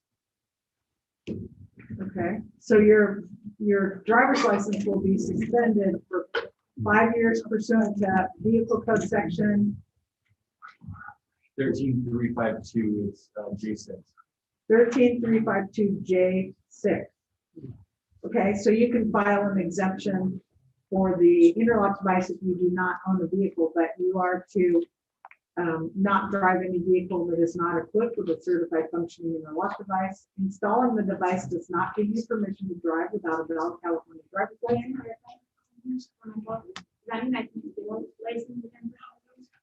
That's what, that appears to be what that section says. Okay, so that obviously hinders your ability to get around, but it also is one of the penalties for the predicament that you're in. So, so you can file an exemption, but do not drive any vehicle that's not equipped with a certified functioning interlock device. And have the device recalibrated every 60 days to make sure it's working properly. And I also am going to order that you have either a cam monitor or a SoberLink device installed by probation. And I'm going to order that be installed by November 1st, 2021, or within 5 days of your completion from Athena House. So what duration would that be? I would think that should be for 6 months. Sometimes people find that to be of assistance. What is it? It's an alcohol monitoring device. It's a device that you would wear around your ankle, or there's a SoberLink, and I'll let probation decide which is most appropriate. That will alert probation if you drink when you're not supposed to be. You're on probation for 5 years. You are ordered not to drink alcohol. That only goes so far because you were already on probation in Minnesota for 4 years and you, I believe, violated that probation. That was a misdemeanor, I believe, but you're on probation in there, and that didn't prohibit you, a court order not drinking didn't prohibit you from drinking. So, I just didn't know what it was. okay, it's a monitoring device. Look, I see that you're very intelligent, you're very capable. You just have hit into a bad way. You're 35 years old, so this is the beginning of your new life, basically.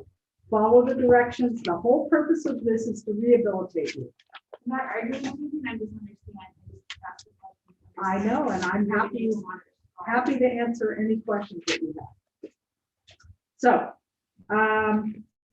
I think I covered everything that I was going to order. I'm not imposing fines and fees, given that you're represented by, public counsel. You have not been working for quite a while. You were in some unfortunate circumstances which may have led you to engage in the behavior to begin with. And I want to reiterate, you're not to be in any place where alcohol is primarily sale. That includes bars, clubs, liquor stores, and casinos. You should not be in casinos. Nothing good happens in there when you have alcohol and or drug problems. And you were in a casino at the time this happened, or at that you were coming from. So, do you accept the terms that I've ordered for you?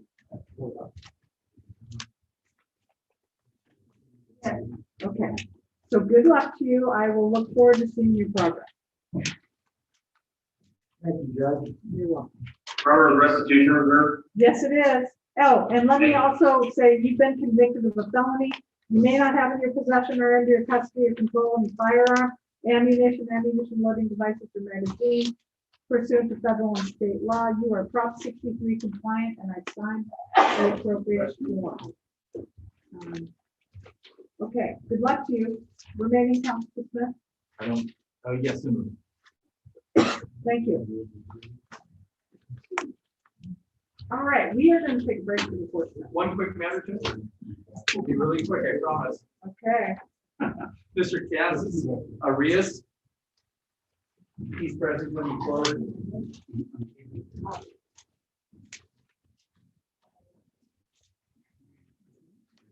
Jonathan still appearing with him. All right, good morning. Morning again, Your Honor. We're close to a resolution or some additional discovery. Council and I conferred, and we're looking to come back on June.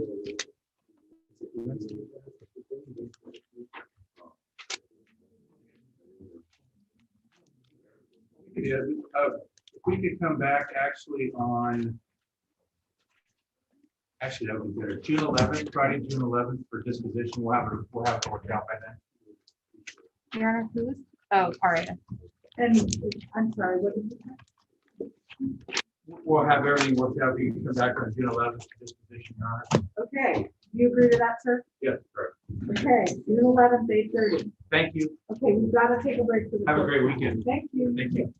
15 minutes for the recess and quarter up. Is there any matter we need to talk about in favor?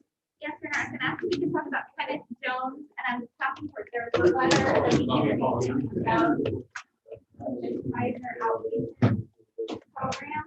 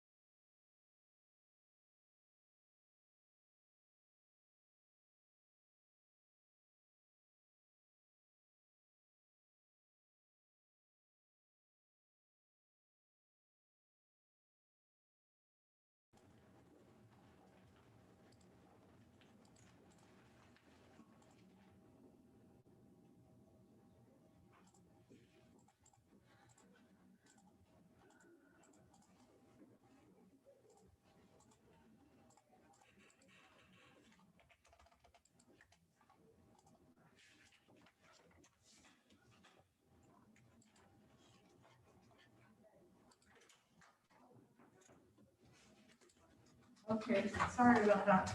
All right, sorry, we took a lot longer on that. We have a difficult matter. Okay, are we ready to call Mr. Jones matter? Yes. Mr. Jones, good morning. Good morning. So, we had a very lengthy discussion, in fact, the better part of 45 minutes for the whole break until now, which is almost 11:15. There's some holes in what's going on here. I understand that you have a very terrible past. I also understand that in this matter, that you were arrested for having two 18-inch pipes that were, and an 18-inch metal bat. You had a metal knife blades on a handle, 7-inch blades was described in the preliminary hearing, plastic masks and so forth. I don't understand how we've gotten from that to Wolverine claws for your child. I don't know how old your child is. I don't know where he lives. Your wife is an aggressive advocate for you, but she is the one who picked you up at Turning Point when you left there without permission from the court. I understand you have a very serious drug problem. You were pending at one of the discussions we had, Salvation Army. I understand that didn't pan out. I don't know why. Having a residential treatment program in place would be a good thing for you. I know the DA and probation do not agree that you should be given another chance. I'm open to that, but I don't have any indication that you're actually accepted into any program. I don't have any indication that you are a Kaiser patient. I was given a packet of papers regarding the Kaiser programming, which I'm aware of. It's generally good programming, but there's not a plan in place for you. So there's a lot of questions I have.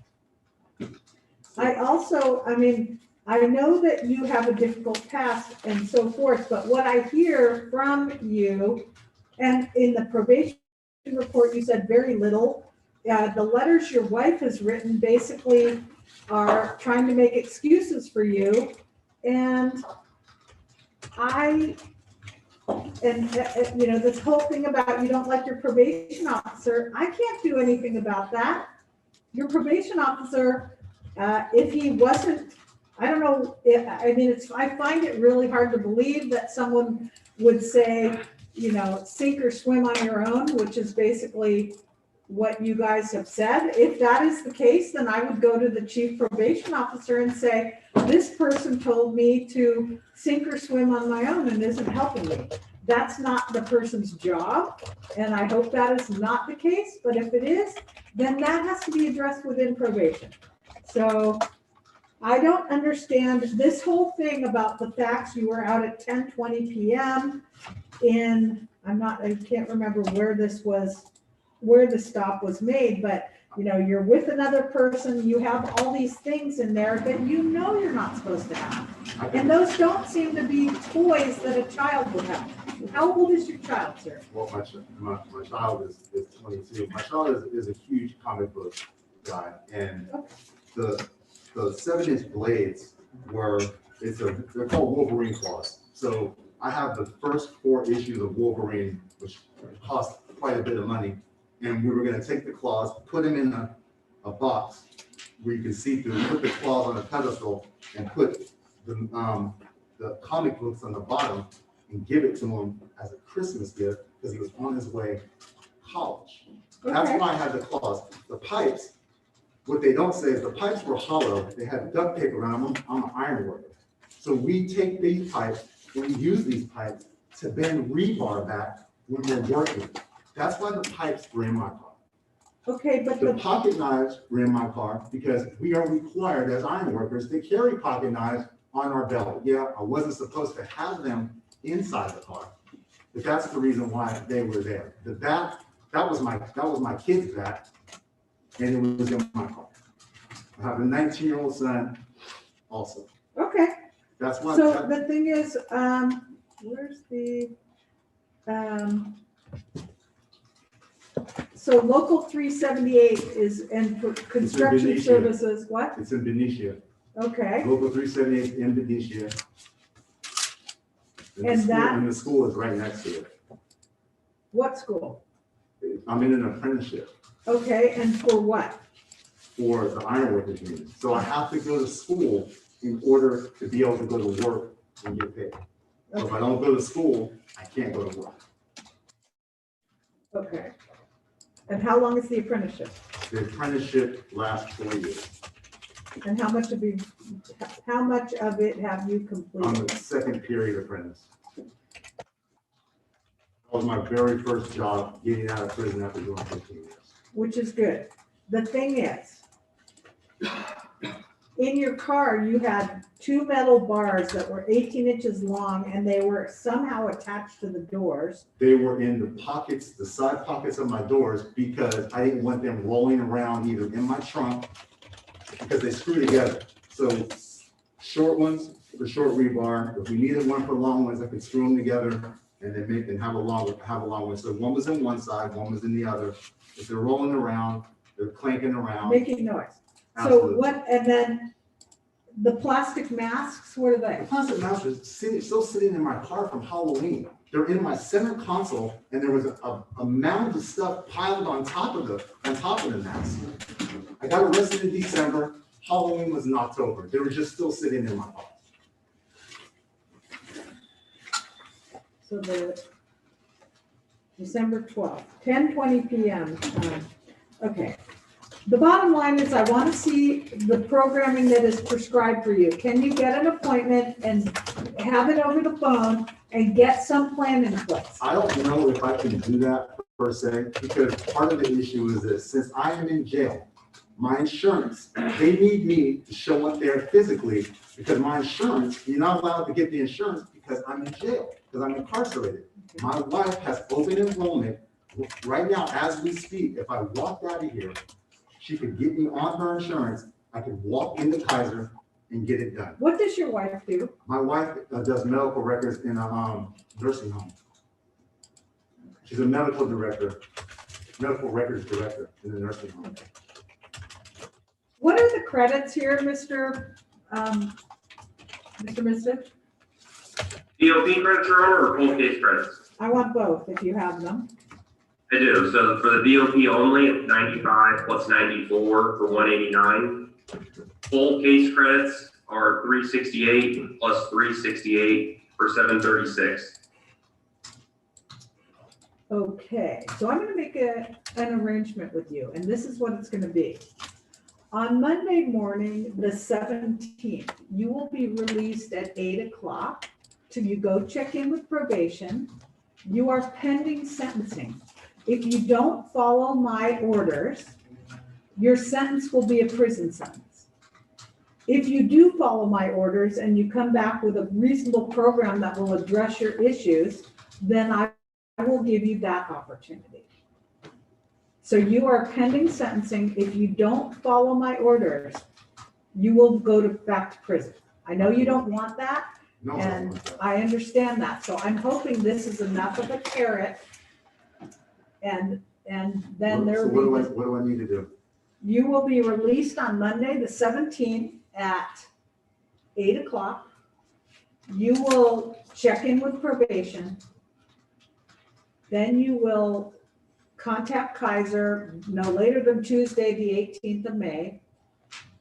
Get the program outlined for you. And then you will come back here on, let's say Wednesday, June 2nd for sentencing. Your Honor, is it possible to do that following the I'm in a training, so then it would be June 16th. So does that sound fair to you, sir? That's absolutely fair. I'm trying to be fair with you, Okay. but it is also, you need to get some, I want you to be realistic about the issues you're having. For example, leaving Turning Point and your wife picking you up and taking you away from there, that was your choice. It was my choice, but she didn't, You know what? I don't want to hear about her. Picking me up for. I don't want to hear about her. she said in a letter, she's written several letters where she makes a lot of excuses and argues very vigorously for you. But she did say she picked you up because she didn't want you to go out and do whatever you were going to do if you left on your own. But that is enabling behavior and that's not acceptable. How old are her children? 25 and 21. So are they living in the home? One is with his dad, the other one is living in the home. The second child is supposed to be in college, but during the COVID, they canceled his college, so he's back living, he's back down here, but he's living with his father. Okay, so the children are not in the home. One is, one is. two are, one isn't. Okay, well, I mean, she makes a lot of arguments as in she's advocating for you, that she wants you in the home so that you guys can be a happy family. Your child is off as an adult in college, as he should be. Hers are also. So the whole picture is. There's grown kids. I understand that now, but it was portrayed that your child was young and that hers, and that you want to be a happy family in the house. Right. That's not They're kind of late bloomers. okay, well, that's okay. It's hard to grow up in these times. So I would like then Miss It McGuire. will be done. We'll take care of that. Okay, so you provide the documentation regarding your programming to Miss McGuire the week by June 10th, okay? Okay. And then she's gonna give it to me so I can look at it ahead of time, so I can know whether you're following my orders. Okay. You also need to remember you're on probation. You're on the radar for people because of your history. And I realize you're probably not the same person that committed the heinous crimes. I am not. I understand that. But the thing is, you have to establish a track record with people here to show that that's the case. You have served a number of prison sentences. The last one was the most egregious. A case doesn't get a lot more egregious than that. Guns, robbery in a home, children, that was terrible. So you need to remember when you're out and about in the world that you don't get the same pass that everyone does because of your history. And you cannot travel with those kind of weapons or with things in your car, which could be weapons. You just can't. Perceived as weapons. Perceived as weapons, yes. Well, an 18-inch metal bar can be used as a weapon. Yes, it can be used. So you need to be smart about it, okay? You are smart. You have actually overcome some bit. You have more to overcome now. Most recently, the treacherous drug methamphetamine. So that's your next task. I've been clean for almost a year. Good, glad to hear it. Now you're going to show us that you can do this, and you have I'm giving you this opportunity, and you will pick whether if you follow my orders that I've made. One of the most important things though is to keep probation advised of your whereabouts, what you're doing, and your primary goal right now is to serve probation. I understand you want to get back to work and get working in the apprentice program, but you need to make sure that you comply with your treatment obligations and your probation obligations. I'll do everything you ask me to do. Good. So I will look forward. May people know for the record that this release is over the people's objection. I understand. That I believe that he's capable of seeking residential treatment from an in-custody posture. There's many of our in-custody who do that. I will also note that people are still in favor of the CDCR sentence for all the reasons stated. And furthermore, I would ask that we have a full cruise notice so that if there's any cruise violations, they can be addressed at the time of the sentencing. And I have made it abundantly clear that the choices for me are, if you don't follow my orders, you will be sent to prison. If you do follow my orders, I'm going to give you an opportunity to get to do the rigorous program that you're going to get into starting next week. So I need to come in here, when I come in here to Sunday, I need to come in here with a plan, that I'm gonna, for the program. A That's all. rigorous treatment program, Okay, and you're gonna follow the terms and conditions of your probation. absolutely. So- It's residential, correct? Well, the Kaiser program starts out as intensive outpatient generally. That is my understanding. But it needs to be a rigorous program that is gonna address your issues, which seem to be dual diagnosis, perhaps. So I will work with Kaiser's programming that I understand it to be, because I understand it to be rigorous and long-term, and they're not gonna drop the ball and say, oh, you can't do. Well, there's two parts to the program. There's I the understand. mental health part, and then there's the dependency part. So I'll actually be doing two programs in one. And you need to do that, because I understand that's what your issues would suggest is appropriate. So is Jason Van Allen is your probation Yes, officer, right? it is. So I hope Mr. Mistich, you will tell Mr. Van Allen, is he in the office today? He's not, Your Honor, but I took detailed notes, explaining what you're asking for. Okay, so you report into the probation office this afternoon. Your probation officer is not there, but you will, Monday. what? Monday at 8 a.m., correct? You're gonna be released Monday at 8 a.m., I'm sorry. You report to him Monday. Is he in there Monday? Sorry. He should be, Your Honor. Okay, I'll well, be there first thing. I have no doubt you will. So I look forward to seeing you on June,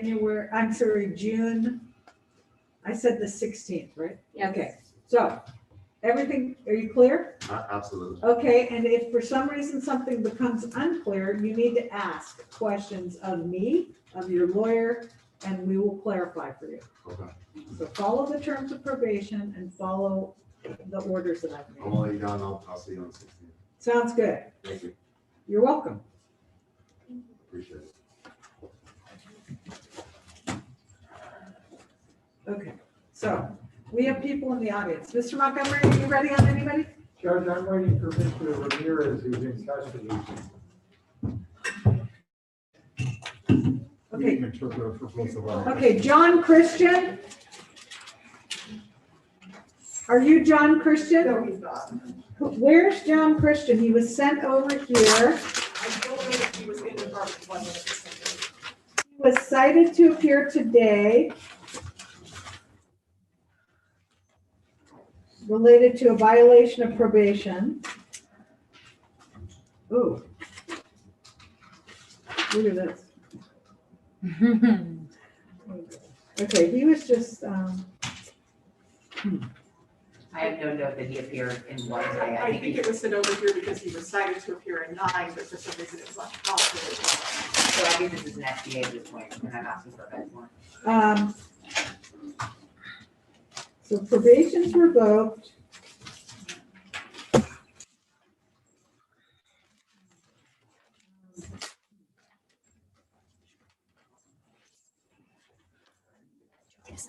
Okay, so bench warrant 25,000. Actually, make it 50. Okay, We call Angel Garcia. I just want one. Angel Garcia. He's here on a first appearance. He's asking for a meeting with the fire. Okay, Mr. Garcia, thank you for your patience this morning. Let me give you a copy of the felony complaint, which charges you with possession of a large capacity magazine. You have a co-defendant, possession of or carrying a loaded firearm, carrying a concealed weapon, and you're also charged with driving while your driver's license is suspended. Mr. Bailiff, could you give this to Mr. Garcia? So let's see what. Okay, so 2 or 3 weeks? And is there any request? I don't have a pretrial risk assessment, so I'll order a pretrial risk assessment. Yes, and it was our intention to ask for a PTR level 3 in this matter for both of those events. Does he have history? Let me take a look. Juvenile, not adult. Well, he's born in 2002, so he's barely He's newly 18. barely an adult. What history do I need to be aware of? One moment, Your Honor. So, sir, I'm gonna put you on pretrial release.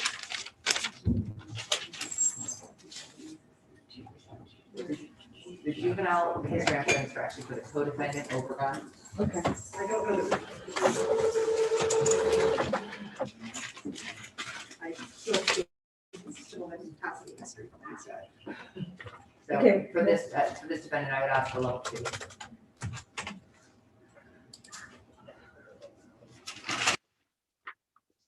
Sir, you're gonna promise to appear at all times and places as ordered by the court, correct? Yes, Your Honor. So level 2. You promise to obey all reasonable conditions imposed by the court? Yes, Your Honor. Do you agree to not leave the state without court permission? Yes, Your Honor. Do you promise to waive extradition if you fail to appear as required and you're arrested outside the state of California? Yes, Your Honor. Okay. And I So- would ask for no weapons in full search. And that's level 3. Well, actually, if it's just as a term, I don't think it changes the level. That can even be a process. If we want to have search and seizure, it has to be level 3. That was not my understanding. It is That's my a procedure that understanding. we just impose as a term of OR. It's just an agreement that if you come through contact with law enforcement, they have the ability to search. This is not OR, this is pretrial release. And I understand that, but I still don't believe that the addition of that term requires a higher level. If the court It wanted does. trial to search them, then it would, but just to have the ability for law enforcement to search them, I don't believe that. Either way, Your Honor, and based on the possession of the gun, the high capacity magazine being concealed in a car that both co-defendants were aware of, based on the statements that were made, I would ask that however the court needs to impose search conditions and no weapons. That's the primary issue. So Mr. Mistich, it's my understanding that if pretrial release is gonna have authority to search, it has to be level 3, is that correct? Your Honor, pretrial can still search him even if he's on level 2, but that doesn't mean that they will. If the court wants those types of conditions actively enforced by pretrial services, then level 3 is recommended. And that's what I was saying. The search terms just give law enforcement the ability to search him should he come in contact with law enforcement, which is different from active search by pretrial. The problem is I don't know anything about this man. I know he's barely 18 years old. He's,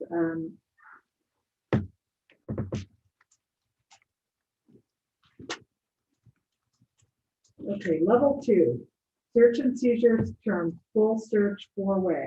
You are not to use or possess any weapons. You are not to have any contact with your co-defendant, who is Isaiah Overgone.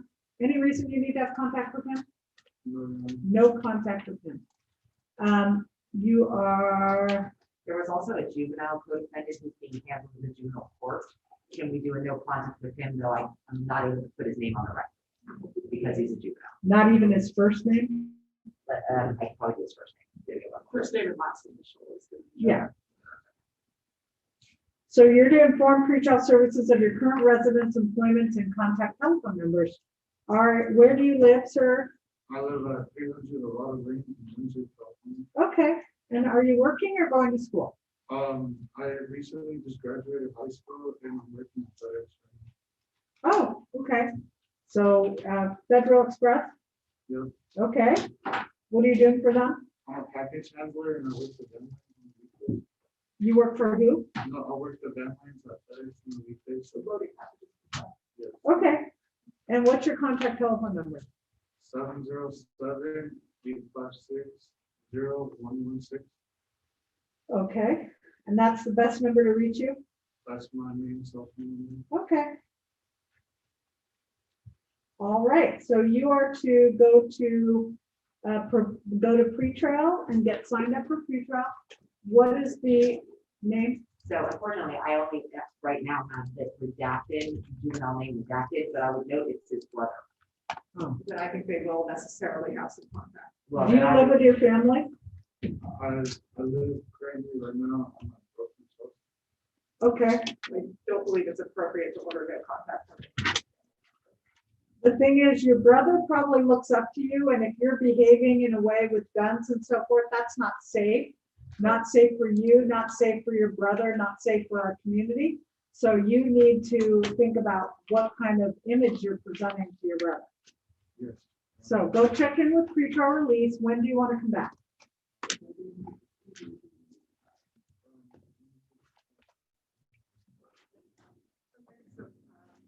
On a Thursday or Friday. Contact the attorney and Okay, pick a day. Wednesday, the 16th of June. Okay, sir, it's very important you remain law abiding and follow the law. Okay, is Eduardo Bernabe present in the courtroom? Did you want to do co-defendant as well? Yes. Is he here? Is he on calendar? Yep. Yes. Oh. I didn't. And Your Honor, I think the co-defendant was Mr. Garcia, who I think indicated he wanted time for private. No, we just did Garcia. Is Eduardo Bernabe? Yes, we'll do him next. Is that you? Necesito entender. Oh, un momento, por favor. Christina Guerrero is here, certified interpreter, 301765, oath and credentials on file. Okay, so sir, this is your first appearance. Who? This isn't the co-defendant. number 2. You heard the name Eduardo. Okay, so this is 744-390 Eduardo Arevalo. So sir, you are on first placement. All right, so do you submit on the report of MHM dated April 29th, 2021? Ms. Long? Yes. And Ms. Fasalia, you submit on the placement report? Yes. Okay, sir, I'm going to order that you be placed at the Department of State Hospitals, and that's for inpatient treatment. There has been a medication order that you can be involuntarily medicated if you are not taking medications cooperatively. So we will see you when you get back, and we hope that you get better soon. Thank you. Your Honor. Oh, and this is Mr. Credit. When is my next? It'll be when you are restored to competency by the doctor. Mr. Mystic? Your Honor, credits are 82 plus 82 for 164. Okay, 82 plus 82, 164. So I should also say that he's committed to the Department of State Hospitals. It's uncontested. The maximum term of confinement is 2 years. It'll be 82 plus 82 for a total of 164 as of today.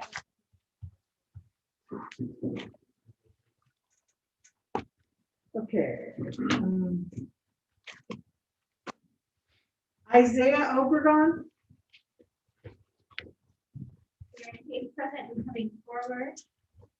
Okay, so Mr. Obregon, you're charged with the same offenses that your co-defendant is. So count 1 is possession of a large capacity magazine. Count 2, unlawfully carrying a loaded firearm in public. Count 3 is carrying a concealed firearm in a vehicle. And so you're charged in counts 1, 2, and 3. You have a right to be represented by a lawyer at all stages of the proceeding. May I appoint the public defender's office to represent you? Okay, public defender's appointed. Lawyer appearing from the public defender's office. I acknowledge the case on the complaint to the same proper arraignment, reasonable reading and the deprivation of rights. I would ask that Mr. Obregon be placed on the pre-trial release that we respond on the same date that was given to this citizen. Okay, Ms. Pisalia, anything that? Yes, Your Honor, people are requesting PCR level 3 for this defendant. He is 18. His juvenile history includes 2 warrant shifts findings, one for robbery and conspiracy to commit robbery, and the other for a 245A1 with a gun, as well as conspiracy to commit the same. And they were being investigations under 186.22. So I would be asking for level 3 with full search and no weapons and stay away from.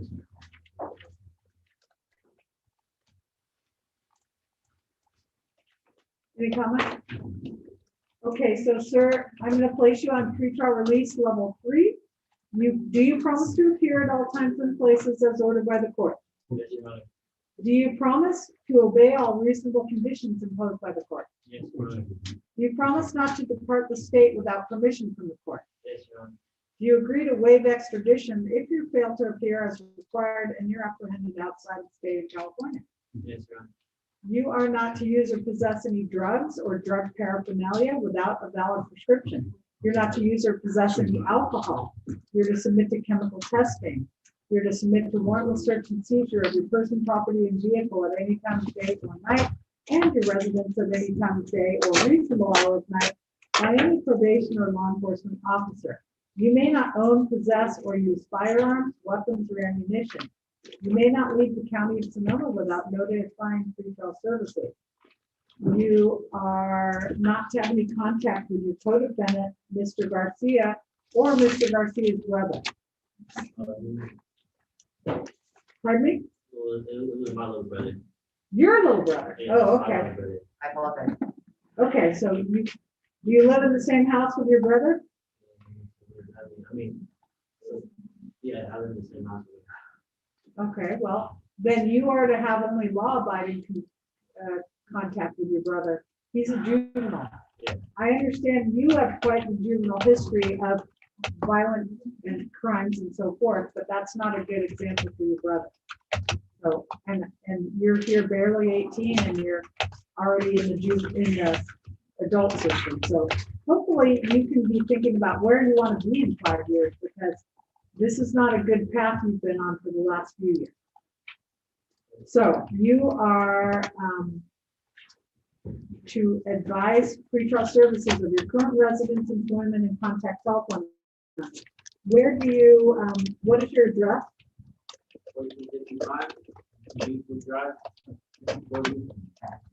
1465 Gleason Drive. Beechwood. Okay. And that, what city is that? Santa Rosa. Santa Rosa. Did you, and then what is your phone number? 707-396-9417.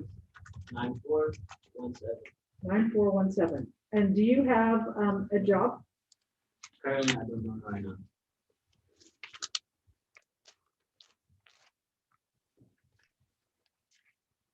Okay. So do you agree to the terms I've ordered? Yeah. Okay. So your first stop. Did you order chemical testing? Oh, yes, I do. Okay. So you have a, then are you, what date are you asking for that? Okay, so that was what date? June 16th. June 16th, 8:30. So you have to go to pretrial release in the jail lobby, follow their directions, all right? Do you have any questions?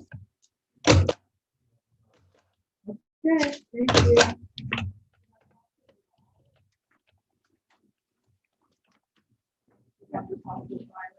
Oscar Bernal, I'm sorry you've been waiting all day, sir. I'm very sorry about that. What is the status of filing? Bernal has requested further investigation 30 days. Okay, so Mr. Bernal has been here. This is his third time.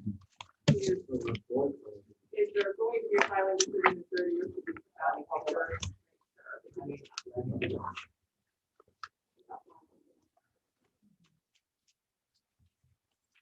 Apparently, we're waiting for some out-of-state report.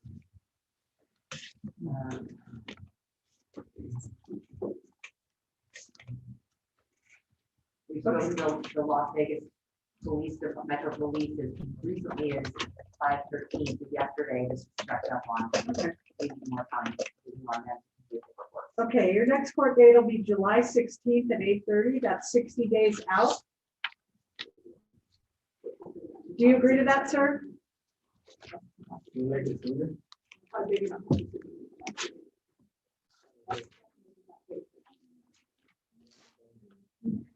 July 16th? Yeah. Thank you. Oh, this is this one. And Like, I'm Mr. Bernal, we were doing for, I'm just taking a look, this might be one that's a missing a review. It looks like Oh, you- no, this is Kelly, this is. complaint for Mr. Never mind. Your Honor, is it possible to call William Salerno's matter? Yes. William Salerno.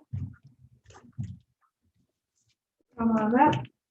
Okay, this matter is on for entry of plea. Where are we? I'm asking for the return on Friday, June 18th. Okay, is this matter likely to resolve in this courtroom? I believe it is. Okay, Madam DA, any objection? No, this is Mr. Beaton's matter? Yes. Yes, he agreed to bring it over. What was the date? June 18th. Okay, sir, you're on pretrial, so go check in with pretrial after court. Thank you.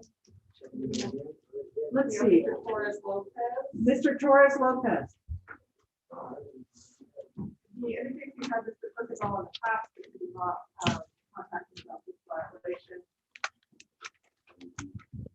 Good morning. Wait a minute, do you need the interpreter, sir? No. Okay, so, Mr. Torres Lopez is present in the courtroom. Ms. Long is here from, well, she's I'm not. not sure if there's going to be a violation. That's correct, Your Honor. We have not filed a violation. It looks like the PO did consider one. However, he chose to handle it informally. So we'd ask that any pending violation be dropped and the matter be dropped from the calendar. I don't see any violation. I didn't see anything filed, so I think. Okay, so you need to report to probation and check in with them. We just make sure his probation is currently not. Yeah, I don't believe it is. Yeah, he's not on probation, he's on mandatory supervision and PRCS. This is, he's on mandatory supervision. This doesn't say, On one case and then PRCS on the other. it doesn't say 1178. Yeah, it is 178. Okay. All right, sir, go check in with the PRCS and mandatory supervision.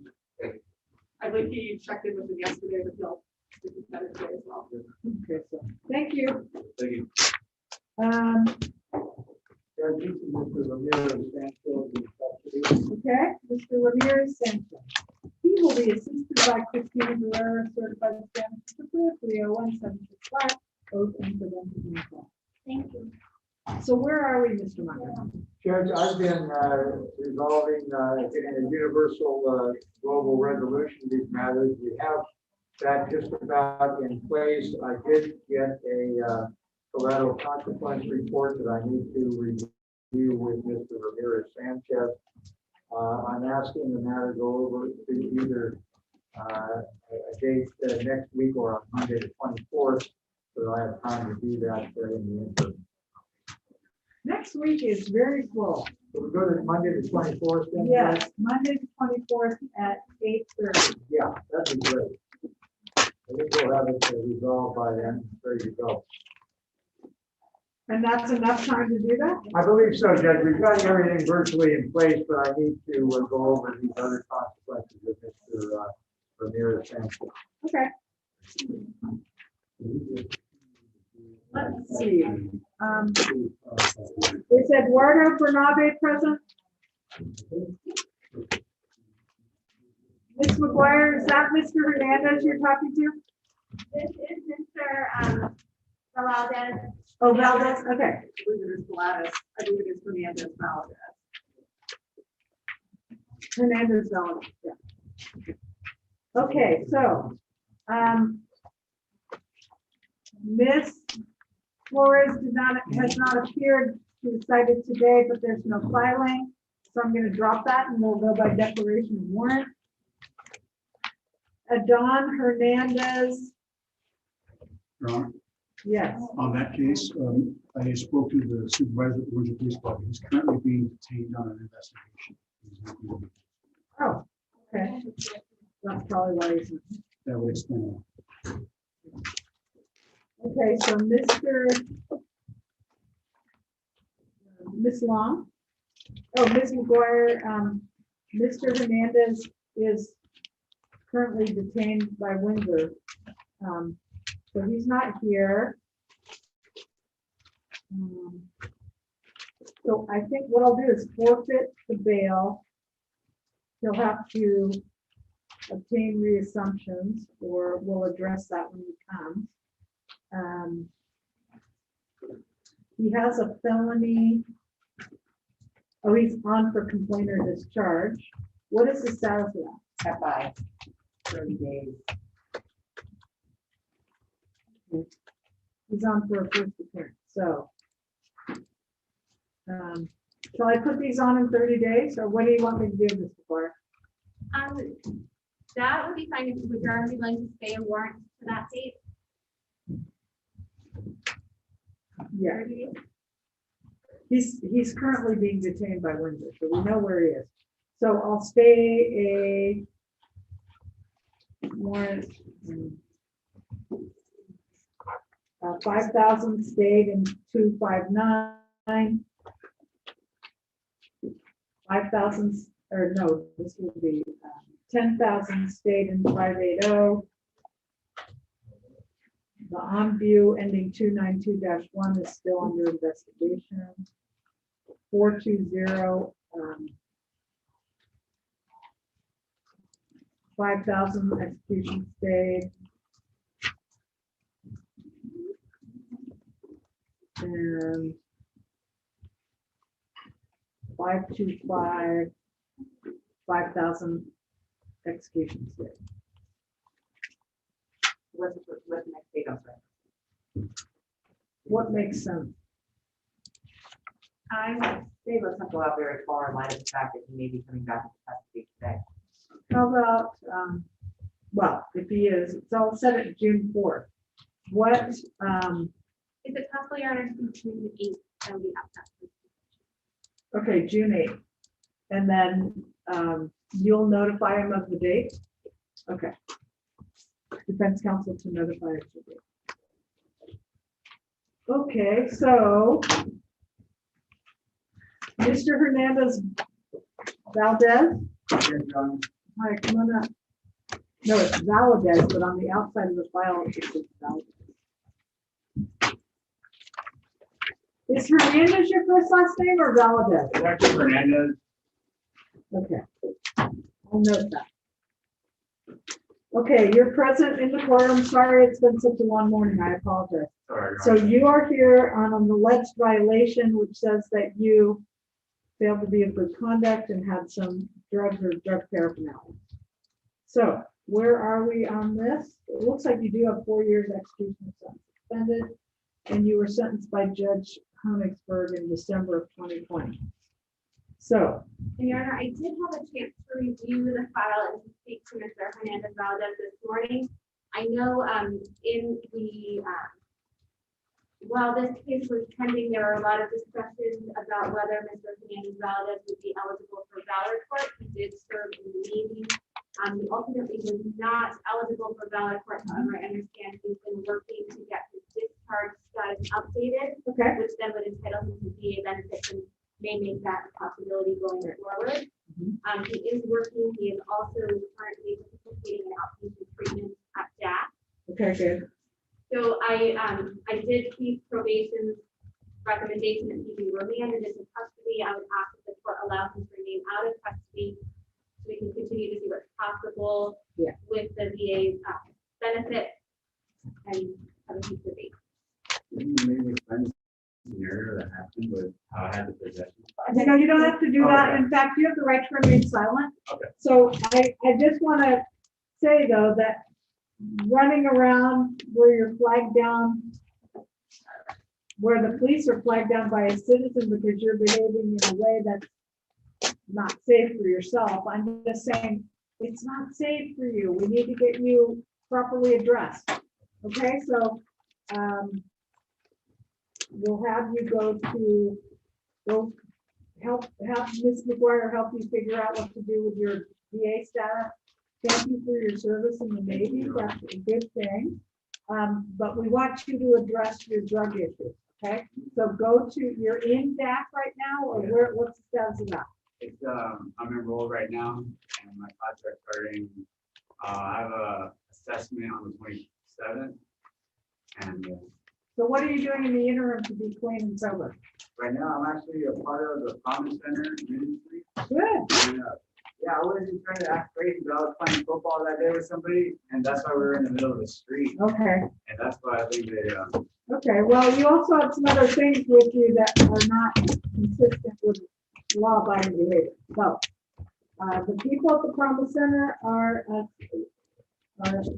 generally good people. So Elizabeth, do you know her? Nope. I'm blanking on her name. No, but she came from dark depths. Yeah. And she has rehabilitated herself. She's been pardoned by the governor. Wow. She's amazing. So Is there a sign like Myrna Park with her on there talking about her triumphs and what you went through? probably, and she also does the JC program, Second Chances. She started that. She's a really fantastic human being. At this point, she wasn't when she was out doing bad things, but she's Yeah, totally I definitely want to try to rehabilitated. follow those steps too, because I didn't like where I was going. Right, good idea. Okay, so when do you want to come back? If we can return, if we can return Friday, June 18th. Friday, June 18th. So go check in with probation. Okay. And what are you doing to stay clean and sober right now? Usually I do maintain also with the Promise Center Ministry and then the Victory Outreach Ministry. Okay. During the week. And then I go to work, and then there's a new landscaping job for me, so I just been too tired of doing anything. Okay. All right, well. Oh, and then the DAC, of course. So keep all that on your plate. Okay. Your Honor, would the court consider ordering Mr. Valdez to test today? Yes, I will. If your test is not going to be clean today, you might wish to tell me that. Otherwise, that would be another violation of probation. If you're honest, we can deal with that. If you're not, that's a problem. Yeah, I'll be going. Okay, good. Glad to hear it. So go submit a chemical test at probation. We'll see you on June 18th. Follow their directions. Get into that. Okay. Thank you. Thank you. Have a great day. Okay, Eduardo Bernabe, he was cited to appear today. A complaint's been filed. I'll issue a warrant for $20,000. And under the wire, barely. Who's that last one? I'm sorry. Bernabe? No. Sorry.